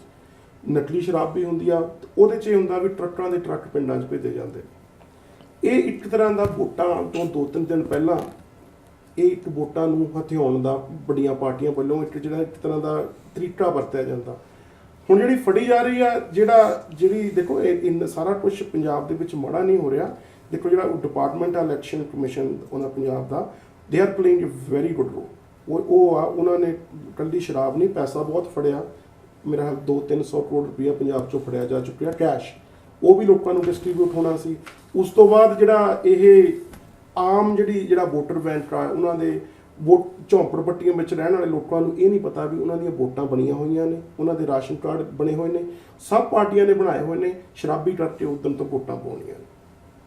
ਤੁਸੀਂ ਗੌਤਮ ਜੀ, ਜੇ ਤੁਸੀਂ ਖੁਦ ਵੈਸੇ ਰਾਜਸਥਾਨ ਤੋਂ ਬਿਲੋਂਗ ਕਰਦੇ ਹੋ, ਹਾਂਜੀ, ਉੱਥੇ ਕੀ ਮਾਹੌਲ ਹੁੰਦਾ ਸੀਗਾ ਕਿ ਇਹੋ ਜਿਹੀ ਕੁਛ ਜਿਵੇਂ ਸ਼ਰਾਬਾਂ ਦਾ ਦੌਰ ਚੱਲਣਾ ਜਾਂ ਨਸ਼ਿਆਂ ਦਾ ਇਦਾਂ ਹੀ प्रसार होना? टू बी ऑनेस्ट देवेंद्र जी, क्योंकि जब से मेरे को समझ आई है तब से पॉलिटिक्स की, तब से मुझे लगता नहीं था कि ये एक मतलब राइट जगह है। मैंने कभी वोट ही नहीं दिया। गांव में अगर मैं माहौल की बात करूं तो जैसा कि इन्होंने कहा, हमारे यहाँ पे इतना बुरा माहौल नहीं है लाइक कि बहुत ज़्यादा खुला कुछ होता हो, लेकिन डेफिनेटली वो लोग क्या करते हैं लाइक उनके पास में उनको पता होता है कि ये बंदा है, इसके पास में 10 वोट है, वो उसकी कीमत लगाते हैं, वो उसको खरीदते हैं, वो उसे पैसा देते हैं, उसे शराब देते हैं, उसे कुछ और भी देते हैं, राइट। और वो शराब के नशे में एक आदमी डूब के अगर वोट दे के अपनी सरकार चुनता है कि वो सरकार उसको 5 साल चलाएगी और उसको डेवलपमेंट देगी, तो दैट इज वही भूल है इंडिया की एक्चुअली ऐसी हालत होने की। देखो, हम नेताओं को और पॉलिटिशियंस को हम दोष तो देते हैं, लेकिन अगर अब हम खुद उसको एक मिनट सोच के देखें कि वो हाल किसने किया। वो जो डेमोक्रेसी है वो तो हर एक आदमी के हाथ में है, जनता के हाथ में है, क्योंकि जनता वहाँ की एजुकेटेड नहीं है, वो उसका मतलब नहीं समझते कि इस वोट का कितना पावर है, इसका मतलब क्या है। इसीलिए ये लोग उनको बहला फुसला के, उनको छोटा मोटा कुछ दे के, 5 साल में एक बार शराब पिला के, 2 बार शराब पिला के उनसे वोट ले लेते हैं and then bye bye for 5 years. दूसरी बात, वो जाके क्या करते हैं क्या नहीं करते उनको मालूम ही नहीं है। दूसरी बात, सबसे बड़ा रोल उसमें क्या है कि देखो, जैसे महात्मा गांधी ने कहा था कि हिंदुस्तान की 80% जो आबादी है वो गाँव में बसती है। गांव के लोग बहुत सच्चे होते हैं, भोले होते हैं, उनको नहीं पता कि इकोनॉमी क्या है, डेवलपमेंट क्या है, ये जो बड़े बड़े नेता आते हैं ये कौन है, इनका बैकग्राउंड क्या है, ये कैसे लोग हैं, ये कहाँ जाते हैं, क्या करते हैं, उनको नहीं मालूम। उनको प्रोजेक्ट किया हुआ कि नेताजी आ गए यही सब कुछ है, वो वाइट पोशाक में आ गए, उनके पास में 8-10 गार्ड हैं, अच्छी अच्छी गाड़ियाँ हैं, तो वो समझते हैं कि इनके यही है सब कुछ। एक परसेप्शन लोगों का ऐसा बना हुआ है, तो इसीलिए वहाँ पे भी बिल्कुल ऐसा होता है, लोगों को जो वोट है वो खरीदते हैं।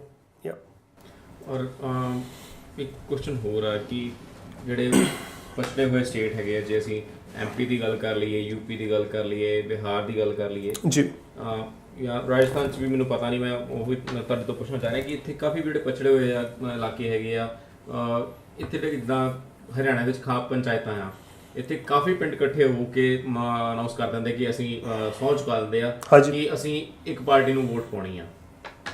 ਰਾਜਸਥਾਨ ਦੇ ਵਿੱਚ ਵੀ ਇਦਾਂ ਦਾ ਕੁਝ ਹੁੰਦਾ? राजस्थान में ऐसा तो नहीं होता, लेकिन राजस्थान में भी कुछ जगह हैं, जैसे बाड़मेर हो गया, जैसलमेर हो गया, उधर सिरोही, पाली, उधर झालावाड़ और एक दो स्टेट और है जहाँ पे काफ़ी लोग पिछड़े हुए हैं। वहाँ पे अगर मेरी बहन काम करती है जी बाड़मेर के गांव में, सी एज ए टीचर, राइट, तो वो बोलती है कि गांव में सड़क नहीं है, गांव में अभी भी लाइट नहीं है, पानी जो है वो कुएं से खींच के निकालते हैं। तो हम बात करते हैं 21st सेंचुरी की, हम बात करते हैं मिसाइल और कंप्यूटराइज्ड वर्ल्ड की, हमारे नेता बात करते हैं इन सब चीज़ों की। अगर हम देखें तो आज़ादी के 60 साल बाद में भी अगर हमारे गाँव के अंदर बच्चों के लिए एजुकेशन नहीं है, वहाँ पे सड़कें नहीं है, वहाँ पे पानी नहीं है, जो बेसिक जो सुविधाएं हैं वो लोगों तक आज तक नहीं पहुँची हैं, तो this is what we are lacking. ਤੁਸੀਂ ਦਵਿੰਦਰ ਜੀ ਕੁਝ ਕਹਿਣਾ ਚਾਹੋਗੇ ਇਸ ਬਾਰੇ? ਇਹ ਦੇਖੋ ਜਿਹੜੀ ਭਾਈ ਸਾਹਿਬ ਨੇ ਗੱਲ ਕੀਤੀ ਸੀ ਕਿ ਵੀ ਜਿਹੜੀਆਂ ਜਿਵੇਂ ਖਾਪ ਪੰਚਾਇਤਾਂ ਨੇ ਜਾਂ ਉਹ ਕੋਈ ਇਹੋ ਜਿਹੇ ਗਰੁੱਪ ਬਣੇ ਹੋਏ ਨੇ, ਸੰਗਠਨ ਜਿਹੜੇ ਸਹੁੰ ਪਵਾ ਦਿੰਦੇ ਨੇ, ਤੇ ਉਹਨਾਂ ਦੀ ਜਿਹੜੀ ਪਕੜ ਆ ਉਹਨਾਂ ਤੇ ਲੋਕਾਂ ਤੇ ਇੰਨੀ ਕਾ ਵੀ ਉਹਨਾਂ ਨੂੰ ਰੱਬ ਸਮਝ ਕੇ ਕਹਿੰਦੇ ਨੇ, ਵੀ ਰੱਬ ਸਮਝ ਕੇ ਜਿਹੜਾ ਕੁਛ ਇਹਨਾਂ ਨੇ ਕਹਿਤਾ ਵੀ ਸਾਡਾ ਆਰਡਰ ਹੀ ਆ ਇਹ, ਤੇ ਅਸੀਂ ਮੰਨਦੇ ਹਾਂ। ਉਹ ਤਾਂ ਜੇ ਅਸੀਂ ਥੋੜ੍ਹਾ ਜਿਹਾ ਆਪਾਂ ਜਿਵੇਂ ਪੰਜਾਬ ਵੱਲ ਨੂੰ ਆ ਜਾਈਏ, ਸਾਨੂੰ ਜੇ ਕਿਹਾ ਜਾਵੇ ਜੀ ਤੁਸੀਂ ਕਿਸੇ ਨਾਲ ਵੋਟੀ ਨੂੰ ਪਾਉਣੀ ਆ, ਕਈ ਪਿੰਡਾਂ ਦੇ ਵਿੱਚ ਅਸੀਂ ਕਹਿੰਦੇ ਸਾਡੀ ਤਾਂ ਜੀ ਪੰਥਕ ਸਰਕਾਰ ਆ, ਅਸੀਂ ਪੰਥਕ ਸਰਕਾਰ ਨੂੰ ਪਾਉਣੀ ਆ।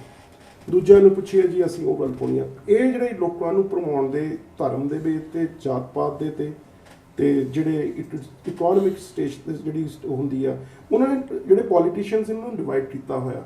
ਜਿਹੜੇ ਜੇ ਤੁਸੀਂ ਕਿਸੇ ਡੇਰੇ 'ਚ ਚਲੇ ਗਏ ਹੋ, ਡੇਰੇ ਤੋਂ ਆਸ਼ੀਰਵਾਦ ਲੈ ਕੇ ਬਾਬੇ ਨੇ ਕਹਿਤਾ ਵੀ ਤੁਸੀਂ ਉਹ ਵੋਟਾਂ ਪਾਉਣੀਆਂ ਨੇ, ਉਹ ਵੋਟਾਂ ਮੈਟਰ ਵੀ ਕਰਦੀਆਂ ਨੇ ਕਿਉਂਕਿ ਜਿਹੜਾ ਰਿਜ਼ਲਟ ਆ ਮੈਨੀਪੂਲੇਟ ਹੁੰਦਾ ਉਹਦੇ ਨਾਲ, ਰਾਈਟ।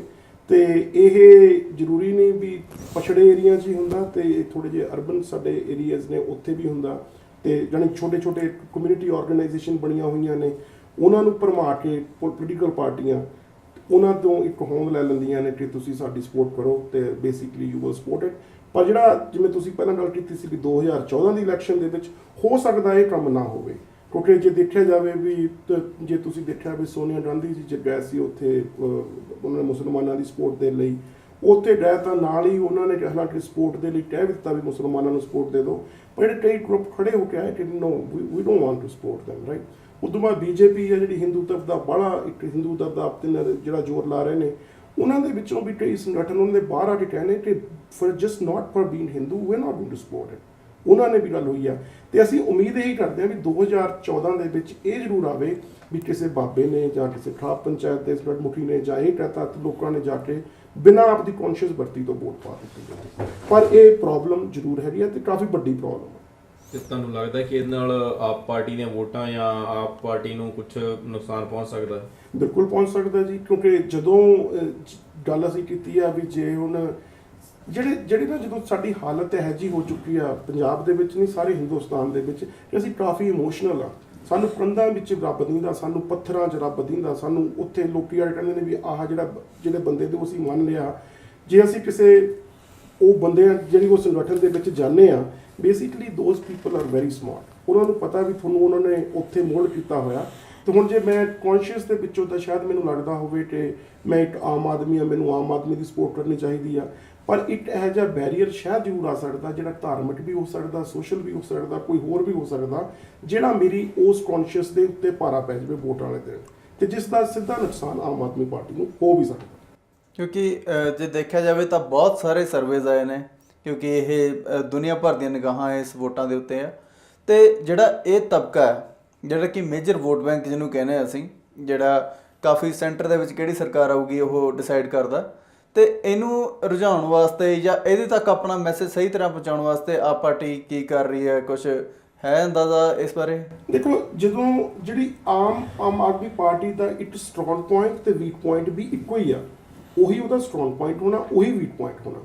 ਜਿਹੜਾ ਮੀਡੀਆ ਦਾ ਜਿਹੜਾ ਉੱਥੇ ਜਿਹੜੀ ਵਿਵਹਾਰ ਆ, ਉਹ ਦੇਖੋ ਸਾਨੂੰ ਵਰਲਡ ਦੇ ਪਿੱਛੇ ਪਤਾ ਵੀ ਉਹ ਨਿਊਟਰਲ ਰੋਲ ਨਹੀਂ ਹੈਗਾ ਕਿਸੇ ਮੀਡੀਆ ਦਾ ਝੁਕਾਅ ਕਿਸੇ ਪਾਰਟੀ ਵੱਲ ਕਿਸੇ ਵੱਲ ਨਹੀਂ ਆ।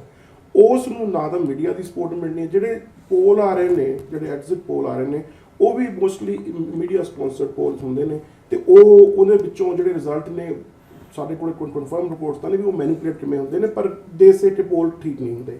ਦੂਜੀ ਗੱਲ ਇਹ ਆ ਵੀ ਜਦੋਂ ਇੰਨਾ ਕੁਝ ਤੁਸੀਂ ਉਹ ਆਮ ਦੇ ਲਈ ਇੱਕ ਡਿਸਐਡਵਾਂਟੇਜ ਹੋਣ ਦੇ ਲਈ, ਪਰ ਜਿਹੜੇ ਉਹਨਾਂ ਦੇ ਕੈਂਡੀਡੇਟ ਜਾਂ ਜਿਹੜੇ ਆਮ ਦੇ ਜਿਹੜੇ ਵਲੰਟੀਅਰਸ ਨੇ, ਉਹਨਾਂ ਨੂੰ ਇੱਕੋ ਹੀ ਮਕਸਦ ਰਹਿ ਜਾਂਦਾ ਵੀ ਲੋਕਾਂ ਦੇ ਘਰ ਘਰ ਕੱਲਾ ਕੱਲਾ ਡੋਰ ਖੜਕਾਈਏ। ਸਾਡੀ ਜਿਹੜੀ ਵਿਚਾਰਧਾਰਾ ਸਿਰਫ ਇਹ ਆਪਣੇ ਉੱਥੇ ਜਾ ਕੇ ਹੀ ਹੋਣੀ ਆ। ਉਹਨਾਂ ਦੇ ਲਈ ਉਹਨਾਂ ਨੂੰ ਕਾਫੀ ਮਿਹਨਤ ਕਰਨੀ ਪੈਂਦੀ ਆ। ਪਿੰਡਾਂ 'ਚ ਜਾ ਕੇ ਕਈ ਕੈਂਡੀਡੇਟਸ ਨੇ ਵਿਚਾਰੇ 4-4 ਮਹੀਨਿਆਂ ਤੋਂ ਬਾਅਦ ਕਈ ਘਰਾਂ 'ਚ 2-2 ਵਾਰ ਜਾਏ ਨੇ, 1 ਵਾਰ ਜਾਏ ਨੇ। ਉਹ ਜਿਹੜੀ ਰਾਜਨੀਤੀ ਦੇ ਵਿੱਚ ਜਿਹੜਾ ਉਹ ਕੈਂਪੇਨ ਹੁੰਦਾ ਨਾ, ਉਹ ਇੱਕ ਹਾਰਡ ਵਰਕ ਕੈਂਪੇਨ ਕਹਿੰਦੇ ਆ ਉਹਨੂੰ। ਉਹਦਾ ਜਿਹੜਾ ਰਿਜ਼ਲਟ ਹੁੰਦਾ ਉਹ ਗੋ ਡਾਊਨ ਦੀ ਉਮੀਦ ਹੁੰਦੀ ਆ। ਜੇ ਤੁਸੀਂ ਕਿਸੇ ਨੂੰ ਮੀਡੀਆ ਦੇ ਵਿੱਚੋਂ ਜਾਂ ਉਹ ਕਰਦੇ ਹੋ, ਆਫਕੋਰਸ ਤੁਹਾਡੀ ਜਿਹੜੀ ਟਾਰਗੇਟ ਜਿਹੜੀ ਆਡੀਅנס ਆ ਉਹ ਤਾਂ ਕਾਫੀ ਵੱਡੀ ਹੋ ਜਾਂਦੀ ਆ।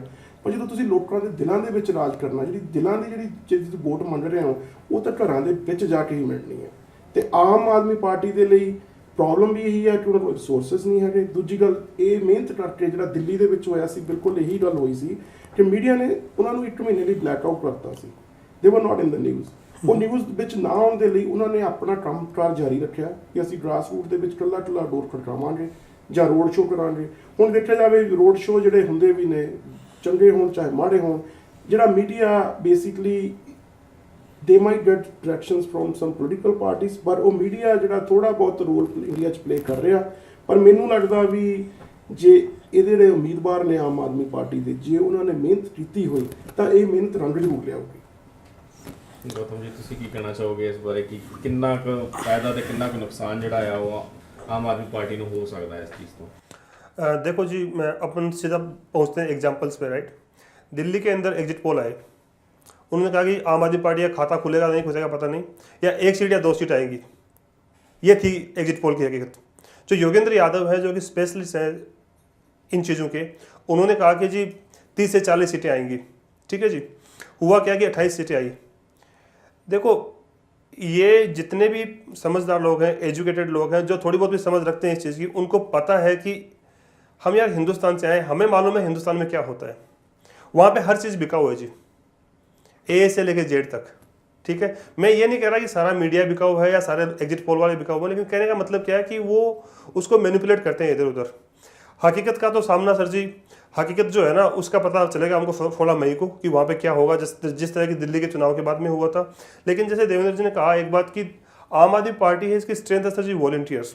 अच्छा, जैसे मैं और हम लोग यहाँ पे बैठे हुए हैं, हमारा घर है, परिवार है, हमारा काम है, हम सभी बिजी हैं। आपको पता है कनाडा में हर बंदा इतना बिजी है, किसी के पास में 1 मिनट निकालने के लिए टाइम नहीं है।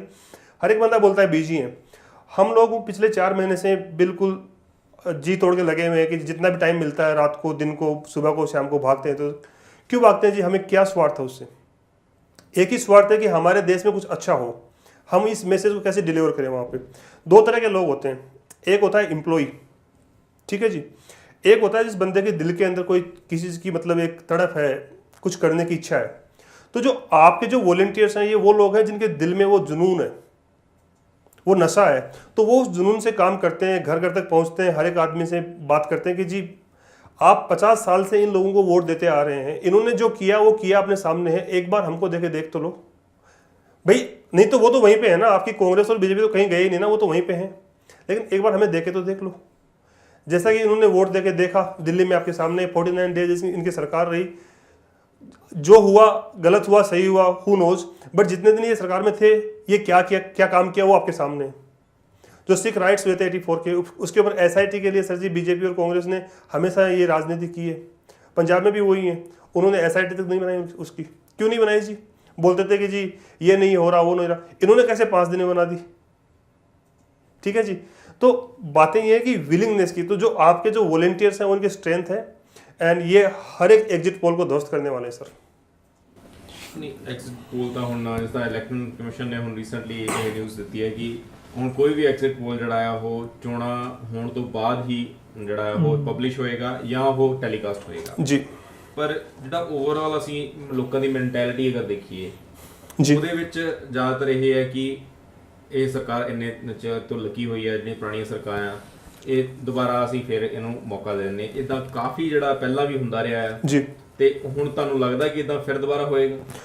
देखो जी, जैसे इन्होंने कहा थोड़ी देर पहले देखो कि इंडिया के जो लोग हैं वो बहुत ही इमोशनल है, इमोशनल डिसीजन लेते हैं हम लोग, है ना। लेकिन इस बार ये टाइम है एजुकेशनल डिसीजन लेने का, और without educational decision India can't survive. Arvind Kejriwal ji हमेशा ये बात करते हैं कि ये कोई लड़ाई जो है वो आपकी और मेरी नहीं है, ये किसी के सीएम या पीएम बनने की नहीं है, ये लड़ाई है हिंदुस्तान को बचाने की। और हिंदुस्तान बचेगा कैसे?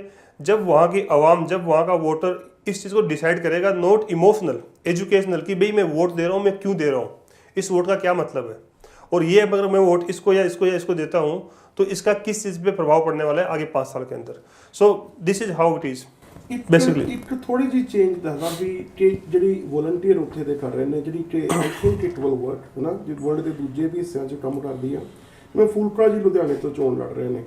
ਫੂਲਕਾ ਜੀ ਇੱਕ ਦਿਨ ਉਹਨਾਂ ਦਾ ਕੈਂਪੇਨ ਸੀ ਲੁਧਿਆਣੇ ਦੇ ਵਿੱਚੋਂ, ਸਿਰਫ ਉਹਨਾਂ ਨੇ ਪ੍ਰਾਇਮਰੀ ਸਕੂਲਾਂ ਦੇ ਵਿੱਚ ਕੈਂਪੇਨ ਕੀਤਾ।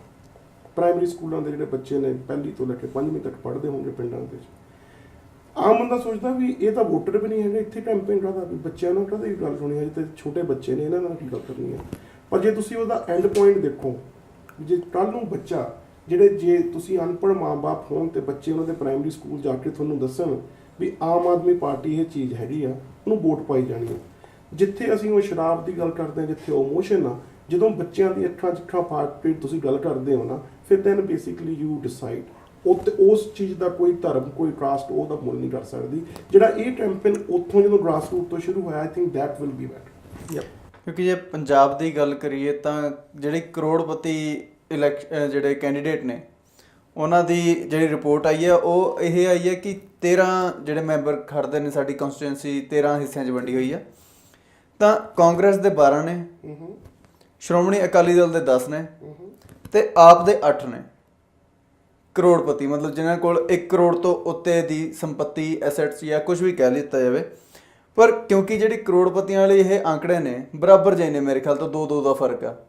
ਤੇ ਕੀ ਇਸ ਨਾਲ ਕੋਈ ਫਰਕ ਪੈਂਦਾ ਕਿ ਆਮ ਆਦਮੀ ਪਾਰਟੀ ਸੱਚੀ ਆਮ ਆਦਮੀ ਪਾਰਟੀ ਆ? ਨਹੀਂ, ਦੇਖੋ ਇਹ ਗੱਲ ਨਾਲ ਤੁਹਾਡੀ ਤਾਂ ਮੈਂ ਥੋੜਾ ਜਿਹਾ ਸਹਿਮਤ ਇਸ ਲਈ ਨਹੀਂ ਹੈਗਾ।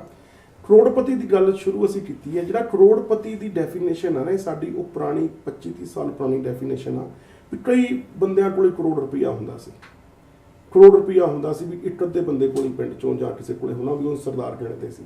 ਹੁਣ ਕਰੋੜ, ਜਿਹੜੇ ਕਰੋੜ ਤੱਕ ਤਾਂ ਲੋਕੀ ਬਹੁਤ ਪਹੁੰਚ ਗਏ ਨੇ। ਉਦੋਂ ਬਾਅਦ ਜਿਹੜੀ ਲਿਮਟ ਆਈ ਹੈ 100 ਕਰੋੜ, ਉਦੋਂ ਬਾਅਦ 1000 ਕਰੋੜ।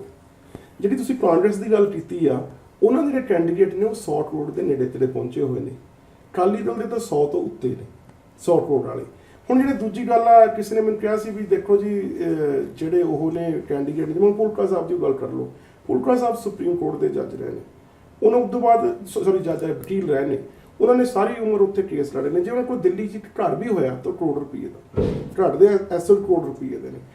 ਦੂਜੀ ਗੱਲ, ਜੇ ਤੁਸੀਂ ਅਮੀਰ ਹੋ ਬਾਈ ਚਾਂਸ, ਜੇ ਤੁਹਾਡੇ ਕੋਲ ਜਿਹੜੀ ਆਮਦਨ ਦਾ ਸਾਧਨ ਆ ਉਹ ਕਿਸੇ ਮਾੜੇ ਤੱਤਾਂ ਤੋਂ ਨਹੀਂ ਬਣਾਇਆ ਹੋਇਆ, ਤੁਸੀਂ ਇੱਕ ਸਟੇਟ ਨੂੰ ਬਿਲੋਂਗ ਕਰਦੇ ਹੋ, ਜੇ ਤੁਸੀਂ ਅਮੀਰ ਹੋ ਤਾਂ ਇਹਦਾ ਇਹ ਮਤਲਬ ਨਹੀਂ ਤੁਸੀਂ ਆਪਦੇ ਆਪ ਨੂੰ ਆਮ ਆਦਮੀ ਨਹੀਂ ਕਹਾ ਸਕਦੇ। ਐਜ਼ ਲੌਂਗ ਐਜ਼ ਤੁਹਾਡੇ ਹੱਥ ਉਸੇ ਜਾਲ ਦੇ ਵਿੱਚ ਨਾ ਪਏ ਹੋਣ ਜਿੱਥੇ ਉਹ ਕਰਪਟ ਲੋਕੀ ਜਿਹੜੇ ਨੇ ਜਾਂ ਜਿਹੜੇ ਗਲਤ ਰਾਜਨੀਤੀ ਕਰਦੇ ਨੇ। ਅਮੀਰ ਹੋਣਾ ਕੋਈ ਬੁਰਾਈ ਨਹੀਂ ਹੈਗੀ। ਆਮ ਅਸੀਂ ਦੇਖੋ ਜੇ ਲੜ ਰਹੇ ਆ, ਜੇ ਇੱਥੇ ਜਿਹੜੀ ਆਮ ਆਦਮੀ ਦੀ ਪਾਰਟੀ ਦੀ ਲੜਾਈ ਆ, ਇਹ ਆ ਵੀ ਸਾਡੀ ਜਿਹੜੀ ਮਿਡਲ ਕਲਾਸ ਆ, ਜਿਹੜੀ ਆਮ ਆਦਮੀ ਦੀ ਪਹਿਚਾਣ ਹੀ ਖਤਮ ਹੋਈ ਜਾ ਰਹੀ ਆ। Either people are going to be poor or rich. ਜਿਹੜੇ ਰਿਚ ਬਣ ਰਹੇ ਨੇ ਉਹ ਇੱਕ ਮਾੜੇ ਤੱਤਾਂ ਤੋਂ ਬਣ ਰਹੇ ਨੇ ਤੇ ਉਹਨਾਂ ਦੀ ਗਿਣਤੀ ਬਹੁਤ ਘੱਟ ਹੈ, ਤੇ ਗਰੀਬਾਂ ਦੀ ਗਿਣਤੀ ਬਹੁਤ ਵੱਧਦੀ ਜਾਂਦੀ ਹੈ ਸਪਰੈਸ ਹੋਣ ਦੇ ਨਾਲ। ਜਿਹੜੇ ਹੁਣ ਕਰੋੜਪਤੀ ਦੀ ਗੱਲ ਹੋਈ ਹੈ, ਤੁਸੀਂ ਵੀ 8 ਕੈਂਡੀਡੇਟ ਕਰੋੜਪਤੀ ਨੇ। ਸੱਚੀ ਗੱਲ ਆ, ਜੇ ਤੁਹਾਡੇ ਕੋਲ ਘਰ ਵੀ ਆਪਦਾ ਹੋਵੇ ਤਾਂ ਉਹ 50-60 ਲੱਖ ਦਾ ਘਰ ਹੋ ਜਾਂਦਾ ਜੇ ਸ਼ਹਿਰ ਦਾ ਘਰ ਹੋਵੇ। ਉਸ ਤੋਂ ਬਾਅਦ ਸਾਰੀ ਉਮਰ ਤੁਸੀਂ ਸੰਪਤੀ ਕੀਤੀ ਹੋਵੇ, ਜਿਵੇਂ IIT ਦੇ ਵਿੱਚ ਤੁਸੀਂ ਲੈਕਚਰਰ ਤੁਹਾਡੀ ਸੈਲਰੀ ਆ, ਹੁਣ ਰਿਟਾਇਰਡ IAS ਆਫੀਸਰ ਰਹੇ ਹੋ। ਇਹਦਾ ਮਤਲਬ ਇਹ ਨਹੀਂ ਵੀ ਹਰੇਕ ਆਮ ਆਦਮੀ ਨੂੰ ਝੁੱਗੀ ਚੌਂਪੜੀ ਵਾਲਾ ਸਮਝਿਆ ਜਾਵੇ। ਉਹਦੇ 'ਚ ਲੋਕੀ ਬਹੁਤ ਸ਼ਾਮਲ ਹੋਣਗੇ ਤੇ ਸਾਨੂੰ ਜਾਣੀ ਇਹ ਗੱਲ ਦੀ ਬੜੀ ਉਹ ਹੋਣੀ ਚਾਹੀਦੀ ਆ, ਖੁਸ਼ੀ ਹੋਣੀ ਚਾਹੀਦੀ ਆ ਕਿ ਉਹ ਲੋਕੀ ਜੁੜ ਰਹੇ ਨੇ ਜਿਹੜੇ ਲੋਕੀ ਆਪਦੇ ਕੋਲੇ ਇੰਨਾ ਕੁਝ ਹੁੰਦੇ ਹੋਏ ਵੀ ਕਹਿੰਦੇ ਹੋ ਕਿ ਆਮ ਆਦਮੀ ਕਹਿਣ ਦੇ ਵਿੱਚ ਸਾਨੂੰ ਕੋਈ ਸ਼ਰਮ ਨਹੀਂ, पूअर क्लास में भी आम आदमी तक होना चाहिए। इसमें मैं एक बात और जोड़ना चाहूँगा। स्टार्ट किया था ना, तब हम एक दिन रेडियो शो पे थे तो वहाँ पे भी ये सवाल आया कि लिसनर से, एक्चुअली आम आदमी की डेफिनेशन ये नहीं है कि वो कोई गरीब है, कि वो कोई अमीर है, कि वो कोई मिडिल क्लास है। आम आदमी कौन है? आम आदमी वो है जिसकी सोच ये कहती है कि हिंदुस्तान का अच्छा हो, उसका भला हो, वहाँ पे भ्रष्टाचार ना हो, वहाँ पे लोगों का काम अच्छे से हो, वहाँ पे सारी जो सुविधाएं जो मिलनी चाहिए एक इंसान को एक जगह पे रहने के लिए, जो जो सुविधाएं मिलनी चाहिए वो आराम से जहाँ पे मुहैया होती हैं उसको एक सही तरीके से वो मिलती हैं, वो आम आदमी है। इसका पैसे से क्या लेना देना है? इसका मतलब तो ये है कि एक गरीब है, इसके पास में कोई घर भी नहीं है, वो तो रोड पे सो रहा है, वो आम आदमी नहीं है। या एक जो राजा है वो आम आदमी नहीं है। भाई सभी आम आदमी है जिसकी सोच ये, जो सोच इसके साथ में जुड़ी हुई है कि हिंदुस्तान का भला हो और अच्छे से हो, जो कि करप्ट ना हो, जो कि क्रिमिनल्स ना हो, वो आम आदमी है सर। इसका पैसे से लेना देना नहीं है ज़्यादा। ਔਰ ਇੱਥੇ ਹੀ ਇੱਕ ਹੋਰ ਪੱਖ ਜਿਹੜਾ ਕਿ ਆਉਂਦਾ ਕਿ ਜੇ ਆਪਾਂ ਦੇਖੀਏ ਕਿ ਜਿਹੜੇ ਕਾਂਗਰਸ ਜਾਂ ਬੀਜੇਪੀ ਦੇ ਵਿੱਚ ਧਰਮਿੰਦਰ, ਵਿਨੋਦ ਖੰਨਾ, ਹੇਮਾ ਮਾਲਿਨੀ, ਇਹਨਾਂ ਸਾਰਿਆਂ ਨੇ ਆਪਣਾ ਆਪਣਾ ਮਤਲਬ ਫੇਮ ਜਿਹੜਾ ਹੈ ਉਹ ਯੂਜ਼ ਕਰਦੇ ਨੇ। ਬਿਲਕੁਲ। ਤੇ ਆਪਾਂ ਨੂੰ ਦੇਖਣ ਨੂੰ ਮਿਲਿਆ ਕਿ ਜੱਸੀ ਜਸਰਾਜ ਜਿਹੜੇ ਕਿ ਸਿੰਗਰ ਬਹੁਤ ਮਸ਼ਹੂਰ ਨੇ, ਉਸ ਤੋਂ ਬਾਅਦ ਗੁਲਪਨਾਗ ਜੀ, ਉਹਨਾਂ ਦੇ ਨਾਮ ਤੋਂ ਹੀ ਮਤਲਬ ਕਾਫੀ ਜ਼ਿਆਦਾ, ਤੇ ਭਗਵੰਤ ਮਾਨ ਜੀ, ਇਹ ਫੇਮ ਨੂੰ ਯੂਜ਼ ਕਰਨਾ ਇੱਕ ਤਰ੍ਹਾਂ ਕੀ ਇਹ ਪੋਲੀਟੀਕਲ ਸਟੰਟ ਹੀ ਹੋ ਗਿਆ ਜਾਂ? ਦੇਖੋ ਜਿਹੜੇ ਸੈਲੀਬ੍ਰਿਟੀਜ਼ ਨੇ, ਜਿਵੇਂ ਤੁਸੀਂ ਨਾਂ ਲਏ ਨੇ ਹੈ ਨਾ, ਉਹ ਹਰੇਕ ਪਾਰਟੀ ਦੇ ਵਿੱਚ ਆ। ਅਸੀਂ ਜਿਵੇਂ ਫਿਰ ਉਹੀ ਗੱਲ ਹੁੰਦੀ ਹੈ ਵੀ ਅਸੀਂ ਇਮੋਸ਼ਨਲ ਰਹਿੰਦੇ ਹਾਂ, ਅਸੀਂ ਕੋਈ ਮੂਵੀ ਦੇਖਣ ਜਾਂਦੇ ਹਾਂ, ਅਸੀਂ ਉਹ ਮੂਵੀ ਨੂੰ ਜਾਂ ਕੋਈ ਸੀਰੀਅਲ ਆਉਂਦਾ ਅਸੀਂ ਆਪਣੀ ਘਰੇਲੂ ਜ਼ਿੰਦਗੀ ਦੇ ਵਿੱਚ ਢਾਲ ਲੈਂਦੇ ਹਾਂ। ਅਸੀਂ ਆਪਣੇ ਆਪ ਨੂੰ ਕਰਦੇ ਹਾਂ ਕਿ ਵੀ ਸਾਡਾ ਹੀ ਵੀ ਜਿਹੜੀ ਕੁਛ ਉਹ ਕਰ ਰਹੇ ਨੇ ਠੀਕ ਕਰ ਰਹੇ ਨੇ, ਸਾਡੀ ਜਿਹੜੀ ਪ੍ਰੈਜ਼ੈਂਟ ਜਿਹੜੀ ਜ਼ਿੰਦਗੀ ਹੈ ਨਾ ਉਹਦੇ ਨਾਲ ਜੋੜ ਲਈਦਾ।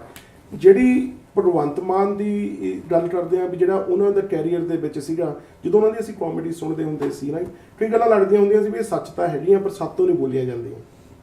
ਵੀ can't act, we can't play, ਪਰ ਇਹ ਲੱਗਦਾ ਹੁੰਦਾ ਸੀ he was acting at that time. Of course he was acting, right, ਹੈ ਨਾ। ਹੁਣ ਐਕਟਿੰਗ ਦੇ ਨਾਲ ਉਹ ਸਕ੍ਰਿਪਟ ਪੜ੍ਹਦੇ ਹੁੰਦੇ ਸੀ, ਪਰ ਜਦੋਂ ਅਸੀਂ ਉਹ ਜਦੋਂ ਸਕ੍ਰਿਪਟ ਉਹਨਾਂ ਦੀ ਇੰਨੀ ਕੁ ਯੂਨੀਫਾਰਮ ਰਹੀ ਤੇ ਲੋਕਾਂ ਨੂੰ ਲੱਗਿਆ ਵੀ ਕਿ ਸੱਚਾਈ ਹੈ ਉਹਦੇ ਵਿੱਚ, ਸੱਚਾਈ ਦੇ ਨਾਲ ਜੁੜਨ ਨੂੰ ਮੌਕਾ ਮਿਲਦਾ। ਉਸ ਤੋਂ ਬਾਅਦ ਇਹ ਜ਼ਰੂਰੀ ਨਹੀਂ ਵੀ ਜੇ ਹੁਣ ਕਲਾਕਾਰ ਜਿਹੜੇ ਹੁਣ ਜਿਵੇਂ ਹੇਮਾ ਮਾਲਿਨੀ ਜਾਂ ਉਹ ਆ ਵੀ ਹੇਮਾ ਮਾਲਿਨੀ ਜੇ ਹੁਣ ਅੱਜ ਇਲੈਕਸ਼ਨ ਲੜ ਰਹੀ ਹੈ, ਤੁਹਾਨੂੰ ਬਸੰਤੀ ਦਾ ਰੋਲ ਤਾਂ ਨਹੀਂ ਉੱਥੇ ਕਰਨਾ ਪੈਣਾ, right. So she was acting at that time, people like her. ਜਿਹੜੀ ਨੇਮ ਰੈਕੋਗਨੀਸ਼ਨ ਆ ਉਹ ਬੜੀ ਇੰਪੋਰਟੈਂਟ ਹੁੰਦੀ ਆ ਕਿਸੇ ਵੀ ਪੋਲੀਟੀਕਲ ਪਾਰਟੀ ਦੇ ਲਈ। ਉਹ ਪੋਲੀਟੀਕਲ ਪਾਰਟੀਆਂ ਇਹ ਨੇ ਵੀ ਤੁਹਾਨੂੰ ਜਦੋਂ ਇਲੈਕਸ਼ਨ ਹੁੰਦੀਆਂ ਨੇ ਤਾਂ ਉਹਨਾਂ ਨੂੰ ਵੀ ਲੋੜ ਹੁੰਦਾ ਸਾਨੂੰ ਫੇਮ ਦੀ ਲੋੜ ਆ। ਫੇਮ ਦੇ ਵਿੱਚ ਇਟਸ ਪਰਟੀਕੂਲਰ ਕਨਸਟੀਚੁਐਂਸੀ ਦੇ ਵਿੱਚ ਨਹੀਂ, ਦੂਜੀਆਂ ਰਾਈਡਿੰਗ ਦੇ ਵਿੱਚ ਵੀ ਹੈਲਪ ਹੋਊਗੀ ਜੇ ਨੇਮ ਰੈਕੋਗਨੀਸ਼ਨ ਹੈਗੀ ਆ। ਉਹਦੇ 'ਚ ਤੁਹਾਡੀ ਗੱਲ ਬਿਲਕੁਲ ਵਾਜਬ ਆ ਕਿ ਆਮ ਆਦਮੀ ਪਾਰਟੀ ਦੇ ਵਿੱਚ ਵੀ ਕਈ ਸੈਲੀਬ੍ਰਿਟੀਜ਼ ਨੇ ਜਿਨ੍ਹਾਂ ਨੇ ਆਪਣੇ ਆਪ ਪਹੁੰਚ ਕੀਤੀ ਕਿ we want to play a role too. ਅਤੇ ਉਹਨਾਂ ਦਾ ਜਿਹੜਾ ਜਾਣੀ ਦ ਵੇ ਦੇ ਇਲੈਕਟ ਦ ਕੈਂਡੀਡੇਟ ਜਿਹੜੇ ਗ੍ਰੈਸ ਰੂਟ ਦੇ ਵਿੱਚ ਸ਼ੁਰੂ ਹੋਈ ਸੀ, ਮੈਂ ਪਹਿਲਾਂ ਗੱਲ ਕੀਤੀ ਸੀ, ਉਹਨਾਂ ਨੇ ਨਾ ਥੋੜ੍ਹੇ ਜਿਹਾ ਟਾਈਮ ਘੱਟ ਹੋਣ ਕਰਕੇ ਨਹੀਂ ਮਿਲਿਆ। ਉਸ 'ਚ ਜਿੰਨੇ ਵੀ ਕੈਂਡੀਡੇਟ ਸੀ ਨਾ, you just apply online, apply ਕਰਕੇ ਉਹਨਾਂ ਜਿਹੜੇ ਮੈਂਬਰ ਹੁੰਦੇ ਸੀ ਆਮ ਆਦਮੀ ਪਾਰਟੀ ਦੇ, ਉਹਨਾਂ ਨੂੰ ਐਕਸੈਸ ਹੁੰਦੀ ਸੀ। ਸੋ ਜੇ ਉਹਨਾਂ ਦਾ ਕੋਈ ਕਮੈਂਟ ਜਾਂ ਕੰਪਲੀਮੈਂਟ ਜਾਂ ਕੋਈ ਗਲਤ ਗੱਲ ਹੁੰਦੀ ਸੀ ਉਹ ਉੱਤੇ ਦੱਸ ਦਿੰਦੇ ਸੀ। ਜੇ ਉਹਨਾਂ ਨੂੰ ਉਦੋਂ ਹੁੰਗਾਰਾ ਮਿਲਿਆ ਸੀ ਤਾਂ ਹੀ ਆਪ ਨੇ ਉਦੋਂ ਉਹ ਕੈਂਡੀਡੇਟ ਬਣਾਏ ਸੀ। ਸੋ ਤੁਹਾਡੇ ਕਹਿਣ ਦਾ ਮਤਲਬ ਹੈ ਕਿ ਇਹ ਸਾਰਾ ਕੁਝ ਆਨਲਾਈਨ ਹੋਇਆ? ਇਹ ਜਿਹੜੀ ਪਾਰਲੀਮੈਂਟ ਦਾ ਟੋਟਲ ਨਹੀਂ ਹੋਇਆ ਪਰ ਮੋਸਟਲੀ ਸੀਟਾਂ ਦਾ ਇਹੀ ਹੋਇਆ ਕਿ ਉਹਨਾਂ ਦੇ ਵਿੱਚ ਜਿਹੜੇ ਕੈਂਡੀਡੇਟ ਸੀ ਉਹ ਲੋਕਾਂ ਨੂੰ ਪਤਾ ਸੀ ਵੀ ਇਹ ਲੋਕ ਇੰਟਰਸਟ ਰੱਖਦੇ ਨੇ। ਜੇ ਲੋਕਾਂ ਨੇ ਉਹਨਾਂ ਨੂੰ ਚੁਣਨ ਤੋਂ ਪਹਿਲਾਂ ਜਿਹੜੇ ਵਿਚਾਰ ਦੇਣੇ ਸੀ ਉਹ ਦਿੱਤੇ ਗਏ ਆਮ ਆਦਮੀ ਨੂੰ। ਦਿੱਲੀ ਵਿੱਚ ਟੋਟਲੀ ਹੋਇਆ ਸੀ ਜਦੋਂ ਦਿੱਲੀ ਦੀ ਅਸੈਂਬਲੀ ਇਲੈਕਸ਼ਨ ਹੋਈਆਂ ਸੀ, ਉਹਨਾਂ ਨੇ ਕਿਹਾ ਸੀ ਵੀ ਇਸ ਬਾਰੇ ਵੀ ਕਰਾਂਗੇ। ਪਹਿਲਾਂ ਨਾਲ ਤਾਂ ਇਹਨਾਂ ਨੂੰ ਇਹ ਸੀ ਵੀ it's a big election, like 500 ਤੋਂ ਵੱਧ ਤੁਸੀਂ ਜੇ ਕੈਂਡੀਡੇਟ ਖੜੇ ਕਰਨੇ ਹੋਣ then you need a lot of infrastructure, right. ਪਰ ਦੇ ਟਰਾਈਡ ਇਟ ਐਂਡ ਜਿਹੜੀ ਗ੍ਰਾਸ ਰੂਟ ਪੋਲਿਟਿਕਸ ਹੁੰਦੀ ਆ ਨਾ, ਹੁਣ ਅਸੀਂ ਸਾਡੀ ਬਿਗੇਸਟ ਡੈਮੋਕ੍ਰੇਸੀ ਤਾਂ ਰਹੀ ਆ ਇੰਡੀਆ ਦੀ, ਪਰ ਜਦੋਂ ਹੁਣ ਇੱਥੇ ਤੁਸੀਂ ਕੈਨੇਡਾ ਦੀਆਂ ਜਿੰਨੀਆਂ ਵੀ ਪੋਲੀਟੀਕਲ ਪਾਰਟੀਜ਼ ਆ ਇਹਨਾਂ ਦੀ ਤੁਸੀਂ ਆਪਾਂ ਡੈਮੋਕ੍ਰੇਸੀ ਦੇਖੀਏ ਵੀ internally how democratic they are. ਇਹਦੇ ਵਿੱਚ ਜਿਹੜੇ ਗ੍ਰਾਸ ਰੂਟਸ ਦੇ ਵਿੱਚ ਮੈਂਬਰਸ ਨੂੰ ਉਮੀਦਵਾਰ ਚੁਣਨ ਦਾ ਅਧਿਕਾਰ ਹੁੰਦਾ ਜੀ। ਉੱਥੇ ਸਾਨੂੰ ਪਾਰਟੀਆਂ ਸਟੈਂਪ ਲਾਉਂਦੀਆਂ ਨੇ, ਪਾਰਟੀ ਵੱਲੋਂ ਅਸੀਂ ਨੋਮੀਨੇਟ ਹੋ ਕੇ ਆਉਂਦੇ ਹਾਂ। ਸ਼ੁਰੂਆਤ ਕੀਤੀ ਆਮ ਆਦਮੀ ਪਾਰਟੀ ਨੇ, ਕਾਂਗਰਸ ਨੇ ਵੀ ਪ੍ਰੋਮਿਸ ਕੀਤਾ ਸੀ ਕਿ ਅਸੀਂ 15 ਉਮੀਦਵਾਰ ਇਹੋ ਜਿਹੇ ਚੁਣਾਂਗੇ ਜਿਹੜੀ ਗ੍ਰਾਸ ਰੂਟ ਹੋ, ਪਰ ਹਜੇ ਤੱਕ ਢਾਂਚਾ ਨਹੀਂ ਪੂਰਾ ਸੈਟਅਪ ਹੋਇਆ। गौतम जी तुसी कुछ कहना चाह रहे थे? हाँ, मैं जो पहले वाली बात थी उसमें कहना चाह रहा था, ऐड करना चाह रहा था। जैसे कि इंडिया में ऐसा हो गया कि 3 ही क्लास बच गई हैं, पॉलिटिशियंस, ब्यूरोक्रेट्स एंड जो सेलिब्रिटीज़ की हम बात कर रहे हैं कि वो पूरे हिंदुस्तान को अपनी अंगुली पर नचाते हैं। वो जहाँ जाते हैं वहाँ पे जो करते हैं वो होता है। मैं एग्जांपल दूंगा, राजस्थान के अंदर लास्ट टाइम जो चुनाव हुआ था तो धर्मेंद्र साहब जो थे वो बीकानेर की कॉन्स्टिट्यूशन खड़े हुए, वहाँ से वो एमपी बने। वो गए वहाँ पे एक बार जाके उन्होंने घुमा फिरा, वहाँ पे चुनाव जीत लिया। उसके बाद में सर जी वो 5 साल में 5 बार भी वहाँ पे नहीं गए होंगे। अगर वहाँ से वो एमपी बन गए तो एमपी बनना ही क्या वहाँ की उनकी जिम्मेदारी है या वहाँ पे आगे कुछ करना है उसके, इसी में फर्क ढूंढना है जनता को। एक्चुअली यही बात है, क्योंकि देखो ये लोग, अभी मैं सचिन तेंदुलकर का बहुत बड़ा फैन हूँ, he is a good player, उसको एमपी बना दिया वहाँ पे पार्लियामेंट के अंदर। वो खेलता है क्रिकेट बेचारा, आज यहाँ होता है, कल वहाँ होता है, परसों वहाँ होता है, क्या वो अपनी ड्यूटी कर पाएगा वहाँ पे एज एमपी? तो बात यह है कि किसी आदमी की कोई फेम है, उसका फायदा उठा के आप उसको एक पद दे देते हो और वहाँ पे आपको एक सीट मिल जाती है, आप अपनी गवर्नमेंट को ऐड करने के लिए आपको एक सीट और मिल गई, वो ज़्यादा इंपॉर्टेंट है या जनता की सेवा करना ज़्यादा इंपॉर्टेंट है? सर जी जैसे कि केजरीवाल साहब कहते हैं कि राजनीति देखो उन लोगों ने भी की थी, सरदार वल्लभ भाई पटेल, उन लोगों ने अपना जीवन त्याग दिया उसके लिए पूरा पूरा पूरा। यहाँ पे आज ये राजनीति हो गई सिर्फ नेम और फेम की। दैट्स इट्स, मैं यही ऐड करना चाह रहा था इसके अंदर। यार ਇੱਥੇ ਹੀ ਲਵਾਂਗੇ ਇੱਕ ਛੋਟਾ ਜਿਹਾ ਬ੍ਰੇਕ, ਔਰ ਬ੍ਰੇਕ ਤੋਂ ਬਾਅਦ ਗੱਲਬਾਤ ਇਦਾਂ ਹੀ ਜਾਰੀ ਰਹੂਗੀ।